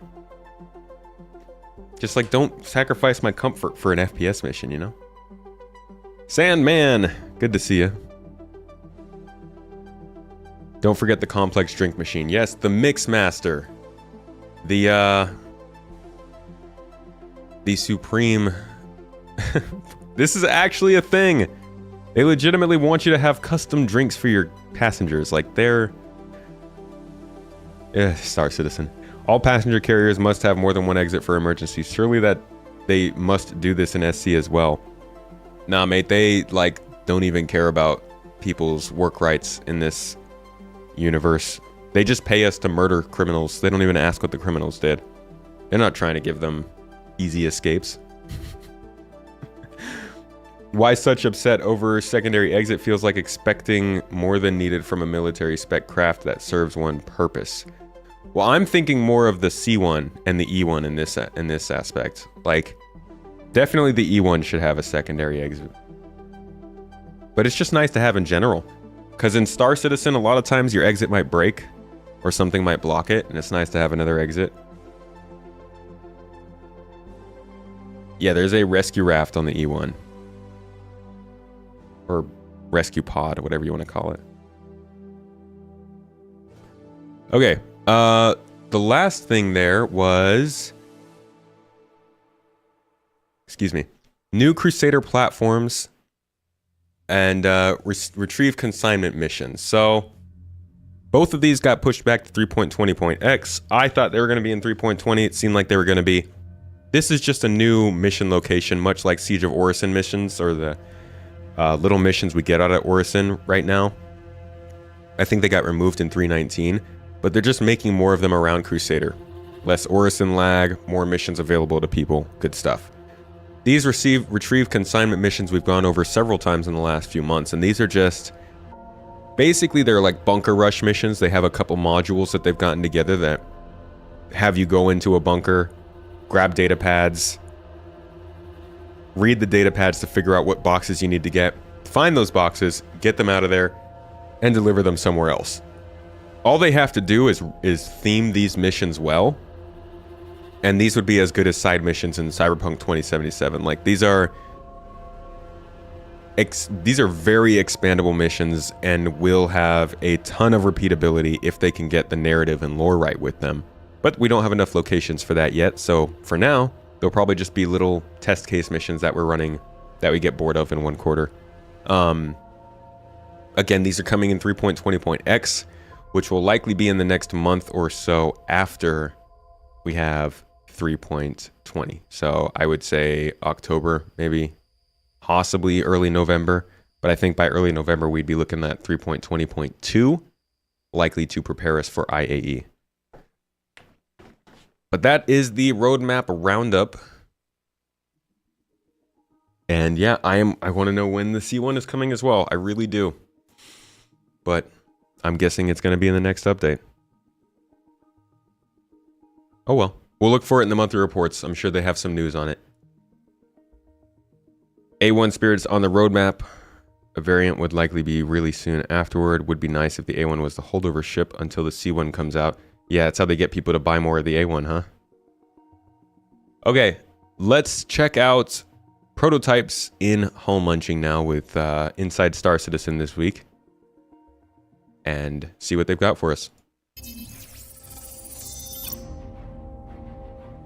Welcome everyone to another episode of Inside Star Citizen, our weekly look at the behind-the-scenes development of what my mother calls that video game Jared's making whenever she explains it to her friends. It's Q3, and if you've been following this show in any of its incarnations for a while now, you know that the road to CitizenCon is a very interesting one for our weekly video content, as we skillfully avoid all the hot topics being saved for the big, now 2-day event, and use that challenge as an opportunity to explore aspects of our development that might otherwise never get a chance to shine. It's an opportunity this quarter to look at how Rastar is being used to remaster existing UGFs in Alpha 320, to explore racing a little bit, and a new ship that readers of Jump Point magazine and our social media channels probably already know is on its way. An update to Claudius and how it's being used to create even more immersive environments heading your way, and then a spin around the whole VFX department to see what they're up to. Yes, Virginia, it's true, there will be fire. We can do all this and more as we navigate our journey to the big 2 days in October. But up this week, and my reason for sitting here at my desk, dumping just a little bit of SCL. Oh yeah, that's he just kind of drops that in. Hold on. More immersive environments heading your way, and then a Claudius, and wait. To explore racing a little bit, remaster existing UGFs in Alpha 320. So this interests me. They're talking about remastering existing UGFs, right? So I think that tells us two things. One, there are still things that aren't on the release view that are coming in 3.20. But two, they're keeping the old UGFs. They've been showing us these new massive facilities that they're building out, and they want to populate Pyro and Stanton with in places with, company presence.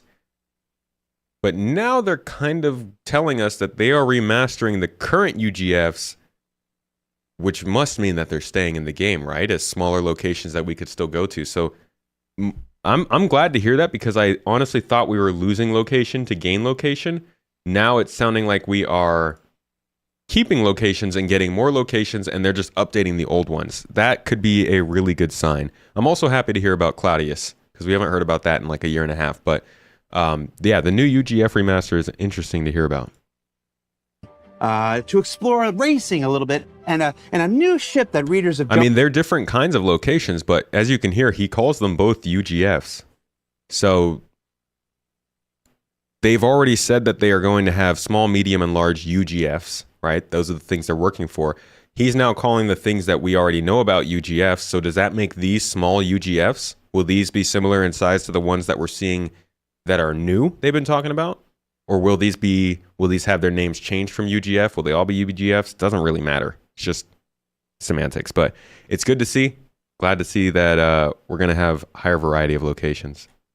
Jump Point magazine and our social media channels probably already know is on its way. An update to Claudius and how it's being used to create even more immersive environments heading your way, and then a spin around the whole VFX department to see what they're up to. Yes, Virginia, it's true, there will be fire. We can do all this and more as we navigate our journey to the big 2 days in October. But up this week, and my reason for sitting here at my desk, dumping just a little bit of SCL into our ISC, is to talk to Torsten and Jacob from the EUPU feature team about the prototyping process, how they test design and programming implementations at the earliest stages, and how it relates to munching, an important component of salvage. I will say this. I do see the comments about misappropriation of our money.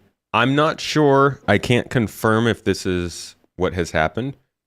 But everything that has to do with the videos that they do, the shows, the sets, all that stuff has always been stated as being pulled from money that comes from subscribers. So they tell subscribers specifically, hey, we're not using backer money for our special events and stuff. We're using subscription money. That's why things like CitizenCon have more expensive tickets, so that they don't have to use backer development money for the event. From what I understand, it's the same as with these types of sets. These objects that he buys for this stuff, the payment that goes towards the people who work on these videos and stuff, these are paid for by the subscribers, not by the people who are paying for the game's development. So that's, I think, an important caveat to know. I don't know if that's still true. That's at least how it used to be. And my nightly routine just 20 minutes before I go to sleep. Torsten, Jacob, how you doing, people? Doing good. I'm fine, thank you. All right, so we are here talking about prototyping process. Before we get into it, give me the top level, just the like the LinkedIn version answer. What is a prototype and why do we do it? A prototype basically can have several facets in game development, and for us particular, it is always about gameplay, and in this particular case, it is about the technical, the technical problems that we might face and we might have to solve. So for that, we always use prototypes, and playtesting those prototypes is a crucial part in game development, where it is mainly used to prove theories, where the theory is either gameplay is fun, does it technically work, and this is basically what the purpose of a prototype is. Anything you want to add, Jacob? From more of a dev perspective, we tend to take what the designer's vision is for gameplay, and then we've got to figure out how can we achieve that in the game. And just as often, that's not crystal clear from the start, so we have to try a few things and see what technical hurdles might be ahead of us that we're going to have to consider for the full development. So what we're going to do on this week's show, the first of our Q3 shows where things are a little bit different, we are going to look at a feature at the absolutely earliest stage. This is earlier than we've ever shown any feature ever, the prototype phase. What we're about to show you is not going to look good. It's not going to look pretty. It's going to be weird, poppy, and buggy. So we're just warning you ahead before you take the footage and put it in your YouTube videos. What is the prototype that we're going to look at right now, Jacob? We're going to be looking at the prototype for munching, the next tier of salvage. The idea being we need some way to take apart a larger ship and break it into little pieces so that you can then pick it up in your salvage ships, gain some material from that, and you'll be able to sell that later. But we're going to be looking at just the breaking a ship apart phase, which is what we're prototyping here. All right, so I got it queued up here. Let's take a look at this here. So obviously this is a vulture approaching a gladius. Yep. So for the prototype, we've added in a new munching mode, sub-mode to salvage. So all of that hull scraping UI has disappeared. And we're going down to just what we need for this prototype, which is the ability to break apart. All right, so this is one of the coolest things I've ever seen in a game. Check this out. This looks amazing. Watch. Watch. Which at the moment is going to look exactly the same as if you blew it up with your guns. Check this out. This is amazing. That would look rather different. What's happening right here? I see the bar filling up on the left. Okay. Nothing's happening with the ship. Yeah, so this is the placeholder for the actual gameplay that would happen here. The design... Salvage, folks. Salvage. No, it's not. It's nothing. Like you said, this is like no visual test or anything like that. I do actually appreciate the way the ship breaks apart, though. It looks kind of cool for what it's worth. We'll have some actual gameplay for what you have to do as a player to break the ship apart, but we put in that little placeholder, which is just essentially a timer, a progress bar, based on how big the target is. And that is actually on purpose, because the question that we are asking in this prototype are more technical. That means that we shouldn't focus on the gameplay aspect, so we should keep the gameplay as minimal or as simple as possible. And then...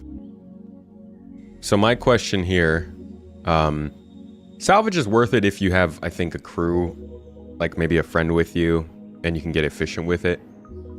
But you can make money faster doing other things. If you enjoy it, if you have fun with it, then give it a shot. My thing here with this is that, obviously this is nowhere near final, but the idea of getting this piece of your ship in between these two arms seems like it's going to be incredibly frustrating to do in gravity. So I'm very curious how this translates to on the planet's surface, because as of right now, it seems like they're mainly thinking about the zero-G application. Maybe tractor beams, maybe, you know, carrying it in yourself. I don't know, but that's something that I was thinking about. Maybe keep in mind while you're watching this, and tell me what kind of ideas you guys come up with. Keep the gameplay as minimal or as simple as possible, and then so that we can fully focus on the technical bits of the prototype. Okay, so we saw it broken into some, you know, what looked like normal debris, but now we got to break it into smaller munchable stuff. So we'll go back to the video here. So breaking it into normal debris is stuff that you've seen before, but when we have this bigger part, it doesn't come apart into more pieces naturally. So in this prototype, we are just deleting the thing and replacing it with loads of tiny little placeholder pieces to act as the munched apart debris. What you're also seeing is a prototype for how you will get those pieces into your cargo, which is a little suction field that grabs those little pieces, drags them towards the grinder in the mouth of the Vulture, and from there they're converted into cargo. Yeah, either way, even if you don't have tractor beams on the Vulture, a tractor beam setup is going to definitely help with this process if you have to get them that close. So, you know, like immersive sims are, it's going to be kind of, I think, up to us to figure out the most efficient way of doing this, whether it's having one person, maybe somebody literally standing out there on the arms with like a rifle-sized tractor beam, just dragging stuff in towards the Vulture. I don't know. Interesting possibilities with it. In the mouth of the Vulture, and from there they're converted into cargo. Those little pieces that we saw are obviously not arted and everything. I want to remind people again, we've literally never shown anything in a prototype phase before, so forgive me for reiterating this 2 or 3 more times before we're done here. This is designer art, just small pieces to represent the kind of the mass and the size of stuff that we might be using. It's even worse, it's coda art. Yes, indeed. This is the programmer equivalent of a white box test, where I'm not even qualified to make white boxes, so I just rip off other assets that I found in the engine and just slap them together. So that's what this is. And obviously, without being a prototype, isn't that how video games are made? Like that's basically all of it, right? They're just taking work from each other and kit bashing it. There's no explosions, there's no beams, there's none of the things that would mask this transition that would normally happen, you know, so that you don't see the pieces just pop in, you know, like they're currently doing. Yes. All right, so that was done on your local machine, just, you know, you on your workstation doing a local version of the universe here. What would be the use of the Reclaimer with this? We'll see it soon. The Reclaimer has this claw on the front that can grab ships, probably rip parts off of them, and suck them in. The next phase, as I understand it, is to test it in PU conditions. And we're going to go ahead and start this video because this video is going to go for a little bit. Tell me what we're doing here. Yeah. So I'll tell you what we're doing and then we can discuss later why we're doing that. Exactly. What we're doing right here is I want to test worst case performance conditions. So I'm chucking in some console commands. God, imagine, look at that average server FPS 25. Oh. It's like the best thing I've ever heard. To load up or stream in several different landing zones at the same time, because otherwise me as just one player on the server, I wouldn't really be loading that much. I wouldn't be stressing the server. So I'm going to stress it quite a lot by loading up as many landing zones as I can think of off the top of my head, basically, until I see that server FPS count go appreciably lower. And then only once I've done that, am I going to step into the actual Let me pull up a picture real quick. Just to give an idea, the Vulture has this. This is one of the original concepts for the Vulture concept art. And you can see like they've had this idea of it would have this sort of tractor beam field here, and it would pull stuff in through this sort of field and into the little mouth thing at the front here. I think I might have another picture that shows... Yeah, this is kind of a different representation of it, but same idea. You can see a little mouth thing here, pulling the stuff in, tractor beam is down here. So they'll do something to drag stuff in through this little fork, but it's been part of the plan for that ship. Seems they're thinking a lot about making it fun first. Definitely focused on all aspects of it while they make it, which is nice. I also noticed you've upgraded from a Gladius to an 890 jump. Yes, because when I think worst case for breaking a big thing into small things, I want the biggest possible thing, which is going to require lots and lots of small things. So, yeah, 890 jump is a good candidate for that. Okay. So, what are you typing here? Oh, yeah.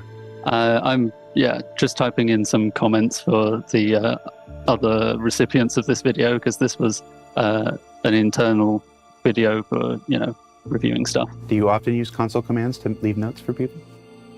There are other ways, but it's the most convenient. So, all right. So we've got the server simulating PU conditions. All the landing zones are loaded at once instead of streaming in and out like they would normally would. Yes. So it's actually worse than you would see on a normal PU.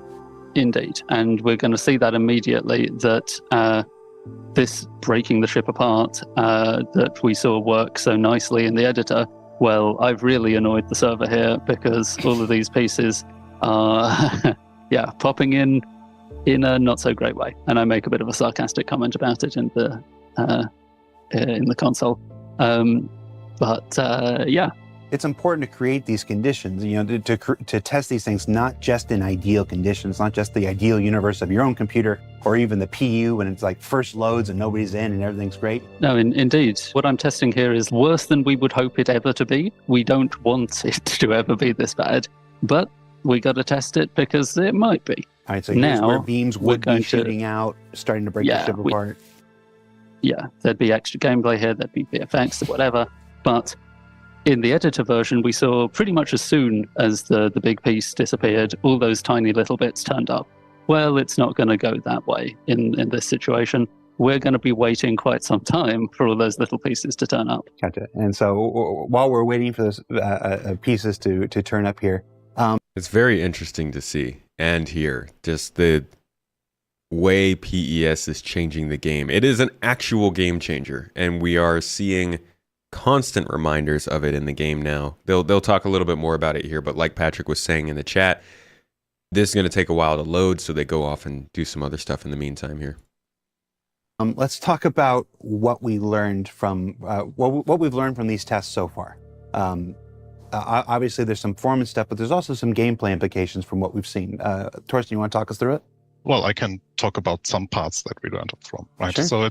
So the best thing that you can learn from a prototype is actually everything that goes bad, because this is the stuff that you can then iterate on and make the gameplay or the technical stuff even better. So from the gameplay perspective, so I will just talk about the gameplay stuff, and Jacob can talk about what we learned from a technical perspective there.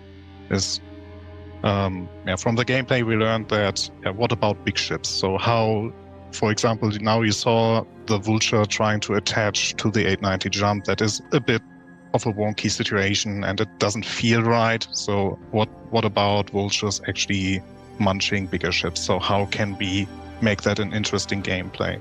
Then you saw it's so weird to me that he doesn't bring up salvage charges here. They've talked about it a lot. We went over this on the stream earlier this week. It's out on the YouTube video if you missed it, our YouTube channel, second one. We know salvage charges are in the plans. We know that salvage charges are meant to be the Vulture's form of the claw from the Reclaimer. We know that they're meant to break ships apart into smaller pieces. It's weird that they don't get a mention here at all. Yeah, Blue Falcon, thank you for answering that. Liquid siphoning is the other part of salvaging that we need to see. And with refueling being a thing and the life support system coming online, that sounds like it's actually closer than I thought it would be. But those would be the 4 different categories of salvage. And it is nice to see these prototypes. This is a very nice look into game development, helping us understand a bit more what's actually going on when they say they are working on something. We make that an interesting gameplay. Then you saw in the first video what happens when the ship transitions into the smaller bits. So the masking is a huge topic that we have to solve so that it feels right and you don't notice that one element pops away and another element pops in. So we definitely have to mask that. Then what you might have seen in the first part is the conversion of materials. I don't know if you paid attention to the filler station bar that basically fills the SCU crates in the backside of the Vulture, but that filled drastically faster than it would normally do with hull scraping. That means that it would be more painful for you to munch because you have to stand up from your seat more often, go down to the filler station, remove the boxes. So this is definitely an issue that we then have to... This is where all the players come in and they're like, I told you so. It took me a little while to fully grasp how much of a complication it would be for you not to be able to move these boxes, but like the least they need to do is put a tractor beam in this room. We need something else because, like he's saying, it fills up way too fast. Imagine how often you're gonna have to go down and move some boxes every time it comes up. We know that in the trailer they have it so that boxes can be pushed off the little platform here and gotten out of the way of the machine. Doesn't work like that in game though. We really, really need that. This is going to be miserable. Filler station, remove the boxes. So this is definitely an issue that we then have to solve because we really don't want to have this gameplay to be more tedious than it's has to be. So we have to find a solution how we can make it more like much nicer for the player to actually remove those crates there. Then the navigation around the pieces is also something that we notice isn't that fun. So we will probably utilize the tractor beams there because we are anyway working on them. But maybe that makes it much easier for players instead of flying around and getting the pieces between the fork of the Vulture and then having it disintegrate. But instead, you pulling the pieces in with a tractor beam. The fork of the Vulture is very limiting in terms of what pieces will fit. So this is also something we learned. And a big thing is, which already is standing out, is how can we make it fun and unique for the Reclaimer. So we just were looking in the prototype at the Vulture, and the big question that our team was asking in the end of that prototype was like, okay, how can we facilitate the claw and the uniqueness visuals or the uniqueness in general of the Reclaimer to actually facilitate that gameplay and have it stand out and be meaningful and fun. All right, so a lot of gameplay, gameplay implications from just that little prototype. Jacob, what was your takeaways? From the tech perspective, I'm looking at things like the performance and also just what am I going to have to account for to achieve the designer's vision here? And I know that we're going to want things like the time that it takes to destroy something to be somewhat proportional for its size and mass. But from the initial prototype, I could already see that a bigger piece taking longer. It already takes a few seconds with the Gladius. If we're going to scale that up and scale up the time as well proportionally to a big target, we're going to have to think about what equation are we going to use for scaling that. This comes to the economy again for me. If I'm going to I want to be able to get a Reclaimer, get 5 people, go out and salvage an 890 jump, and know that each of us will make 100,000 easy, right? Like, make it scale up in time, but make it worth it. I I want to be able to just get on the game and maybe do 2 salvage jobs with my friends and be like, okay, that's a solid amount of, like, that's a day's worth of gameplay. We're good to go with that. I don't want to feel like I need to do a salvage job and then do it 5 more times to get a reasonable amount of money out of my day's play. So glad they're looking into that. I hope they're talking to the systemic services and tools team to get an idea of how this works into the economy. Probably too early for that, but it'll be great to hear more about how they want to balance it out in terms of pay. Are we really only getting 2 patches this year? No, I think we're getting all 4. 318, 319, 320, and probably a 321 in December. That's what I'm getting from this right now. If we get this patch in September, then I'm guessing we get another patch in December. It'd be cool if they switched the SCU box sizes from the salvage processor to 2 or 4 SCU. That would be great. I'd like to see different boxes used. Unfortunately, it does kind of look like it will be getting... The Hull C's the only one getting those boxes. They already said 3.20.1. Yeah, but that's not... 3.20.1 isn't a guaranteed quarter patch. In fact,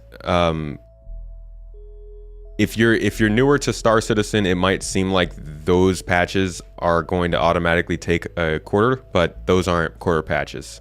Usually, every single patch gets a 3.x.x update. They usually come a month or 2 after the initial patch. That's why 319 got one, 317 got one, 316, 315, 314, 313, all the way back to like 3.1. They've all gotten 3.x.1 patches. So that announcement doesn't necessarily mean there won't be a 4th quarter patch. I believe they are still sticking to the 4-quarter cycle. And I even made a video about it if you want to check it out. It's Are Updates in Star Citizen Broken? They slipped up a little bit for 318 and had to do some weird stuff, but generally they just throw those patches in as stabilizers a couple months after. Hope it's not just scrap you can get 2. Like maybe during a Vulture run you can get 2 boxes that are more valuable. It shouldn't be just scrap. The idea is that they're going to be separated out into the materials used to make the ships. So titanium, steel, iron, carbon, laranite, whatever is used. Which would be kind of interesting since there's things like wood on the 890 jump. Like, do you get wood out of that then? Would they change the Vulture box size to 18? I don't know what they're going to do with the Vulture. Aren't we only getting 2 patches this year? No, I think we're getting 4. We are halfway into the year with only 1 patch. No, we've gotten 2. We got 318 in March, 319 in May, 3.20 probably in September, and then likely a 3.21 in December. Unless you consider 318 last year, but that wasn't really last year. You haven't played SC since 318. 30k is still an issue. 30k is always an issue. Unfortunately, that's they'll never leave us alone. They're less of an issue than they were when 3.18 first went in, but now they're better. No, 318 went live in March. 319 being a branch of 318 doesn't mean 319 isn't an update. In 319, we got physicalized components, one of the biggest changes to this game in years. And while it wasn't applied to all ships, something we've been waiting for a long time. So I guess it depends on what you consider to be an update, but I think 319 was a pretty solid update. Not the best, definitely not the best, but put it 2 years back in 2021 and we would have been going crazy for some of those additions. Yeah, I think that 320 will probably be the 3rd or the 2nd to last patch this year, and we'll get another one in December. 318 went to PTU last year. It did. It's true. I didn't consider it releasing last year when I did all of my how was the year of 2022? I held off 318 because I didn't think that was reasonable to say it's out when almost nobody could actually play it. So I do consider it to be an update from this year, our Q1 update of 2023. So that it doesn't take you ages, to, like sitting there for minutes to break something apart. I got to think about how I'm going to hook in the visual effects and the audio. What dependencies am I going to need to get involved? Speaking of, judging time, the entity system is taking a little bit of time to spawn all the spawn debris. We've been talking. This is still going at the moment. Obviously, there's going to have to be some optimization work there with the entity system. This is kind of what we've got with PES is that it's not quite as quick to create entities as before we had PES. And we have all sorts of great stuff that comes with PES, so this is just a small limitation that we have to learn to work around. But it tells us that gameplay ideas that we had before PES might need some adaptation in order to work efficiently in the post-PES world. So speaking of which, let's go back to the video. I think we're about to get the entity spawns now. Any second, this yeah, has been playing in the background while we've been talking. Here any moment now. Yes. There we go. There we go. And a bit of a flicker as they come in, but they're finally here. So yeah, this tells us, well, in this worst case scenario, this performance is obviously unacceptable. We're going to have to do something about this. So we're thinking about how can we change our approach? How can we optimize what we've got? Can I just say I really like this music in the background? It gives me Michael McCann Deus Ex vibes, which I'm sure by now, if you come to this stream a lot, I'm obsessed with, seeing as how it's like our normal starting song. Love this music, though. Aside from 4.0, I think the next big patch will be, who knows, whenever server meshing is stabilized, I think. We don't know much about what happens after 4.0, though. Enigma, I'm happy to make a good place for you to come and check out some Star Citizen stuff. Listen to some good commentary, hang out with chat, make some friends. That's all I try to do here. Little friendly spot for Star Citizen and space game nerds to come hang out and talk about cool things, I think this year is a drought in the same way last year was a drought, in that we have been suckled dry of the stuff we are looking for. It reminds me of 3.0 in that we're in a content-based release focus. So like 3.0 was terrible because we didn't get a single update, not a single feature, not a single hot patch. Okay, we got hot patches. Not a single new feature throughout the entire year of 2017. It was dry. All we got were weekly updates on how many bugs were left until 3.0 could launch, and every week we had to look at this little chart and look at those bugs went down a little bit every single time. Those of you who were there remember, it was misery.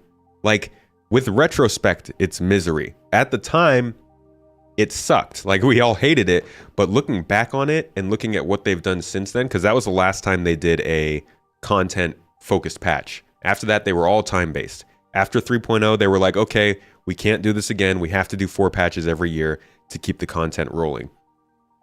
So they changed up their whole model because it was so bad in 2017. Now, we're going through something similar. We're waiting for 4.0. It's based on content, that is server meshing, and we are held back by it. But because all that time back then, they changed up their dev update process, which I know I keep saying it. I'm going to say it again. I'm plugging myself, all right? I'm going to do it. I'm going to plug me. Because sometimes you make the stuff that's needed for this. This video right here is all about what I'm talking about. It's called Are Updates Broken in Star Citizen? All about how the 3.0 update made them change their model from this, because this very thing that's happening right now would be 10 times worse, because they wouldn't be dropping any features. We'd get no updates. We wouldn't have gotten mining. We wouldn't have gotten salvaging. We wouldn't have gotten physicalized components. We wouldn't be getting the Hull C or new space stations or AC updates, none of this stuff would have happened because all they would have been focused on was 4.0. So I'll say we're in a drought because really the game's not going to take a major step forward until we get 4.0, but it's definitely better. Definitely better than it was. Yeah, I'll give you guys I'll drop the link for you. Check it out later. It didn't do very well, to be honest. I think I named it wrong. Title and thumbnail in YouTube. So it makes things happen. This makes the world goes around. But yeah, it was, we're in a drought for sure. And it's a drought that continues from last year, but oh boy, could have been much worse. You now find the SC leaks are what keep you hyped for future SC content. Careful with that. SC leaks can get you hyped before you're ready. Exactly your point. You think that's why it's such a drought. They should be putting a lot of resources towards server meshing to meet at the very least Evocati for December. I can say that the people who are working on it, at least from what I've heard, are putting in the work. They're not sitting back. That's all I know, though. 4.0 is Pyro, yeah.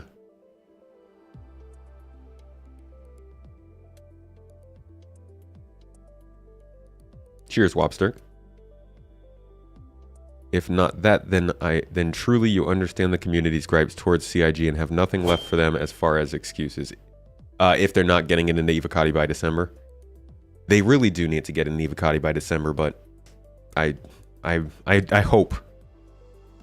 Gosh, I hope. That'd be good for them. Discussions in and I am going to CitizenCon, yeah. Various different directions, but this is a key takeaway from this prototype, because if it had gone differently, if we tried this and the pieces turned up in just a few seconds or so, then we'd have known that this approach on the whole was probably acceptable, and with a little bit of optimization, it'd work. But that's not what happened. The stuff took minutes to arrive, and that means we have to do some more serious rethinking about how we're going to approach this. The vision and the basically the acceptance criteria our directors define, they are still untouched, right? So those are still to be fulfilled, and even the overall vision that we as the team defined for how that gameplay should play out, those will be like, those are already set in stone because we all agreed on those.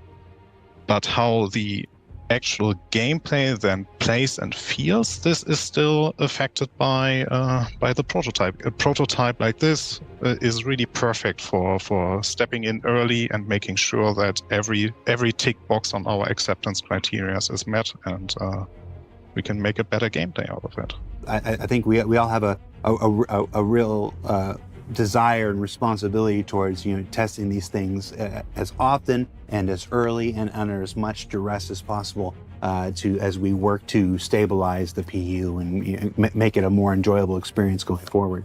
So Torsten, Jacob, thank you for hanging out with us today.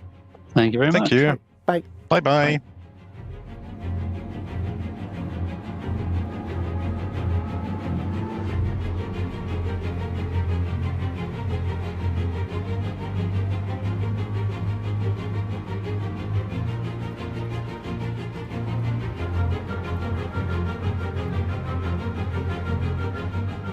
So what did we learn this week? Well, we learned that prototyping doesn't really look like much of anything, but it's an essential step towards proving out design and performance before all the artists and other devs go in to do their thing. That it's just as important to prove out good ideas and good paths to take as it is to encourage developers to seek out another way towards success. And that it's important to continue refining not just the features and content being made, but the very way that we test those things, earlier and earlier, and under a scale of duress. For Inside Star Citizen, I'm Jared Huckabee. Thank you for letting us share the process of game development with you, and we'll see you all here next week. Alrighty, so that's about it. That is our first prototype at Hole Munching. The next form of salvage. Honestly, they're moving faster with salvage than they did with mining. Hopefully that means they move faster with refining than they do with salvage. It's nice to see more types and ways for this game to be played entering the game in close proximity. And it's nice to see them making use of PES. Like the tech that they've talked about for so long actually making a difference in the game is actually making a difference in the game. And I really appreciate that that's finally happening. But folks, that's about it for me today. All y'all over on Twitch, I'm going to send you over to Space Cutlet playing some Star Citizen right now. And if you are on the lovely YouTube, my friends, then I am going to send you over to, looks like nobody is on playing, wait for it, let's see, anybody playing Star Citizen? No, it's just me that I would be rating. So, on YouTube, y'all are headed back home. But folks, thank you so much for joining me today. I appreciate you. Gonna have, Citizen Central is going to be live tomorrow. So tomorrow on stream, I will be bringing on Board Gamer, Morphologist, the Astropub, and Salty Mike to have a sit-down roundtable conversation about what's been going on with Star Citizen. You know, they've made some misses, they've made some successes. Right now, we're in this weird place where we're waiting for 4.0. I wanted to bring them in and talk about how this is different from the wait for 3.0, how they feel like the game is going right now, how they feel like the community is feeling the game is going. All the things. We're going super meta. It's going to be a good panel. So make sure to drop by and check that out tomorrow. Again, that'll be at the same time as today's, so a couple hours earlier than this. And I hope to see you all there. Nobody does raids on YouTube, and it's insane. It's not enough people are streaming on YouTube all the time. Someday, though. Anyways, thank you all again. I enjoy your time here. Hope you learned something today. Hope you had some fun. Maybe met a new friend. Chatted with somebody. Got a good insult in there somewhere. Always keep it friendly, though. And I'll catch you guys tomorrow. Am I going to stream while at SitCon? I'm going to try and do some live stuff over there, yeah. We'll see how that goes. Anyways, folks, have a good one. Cheers.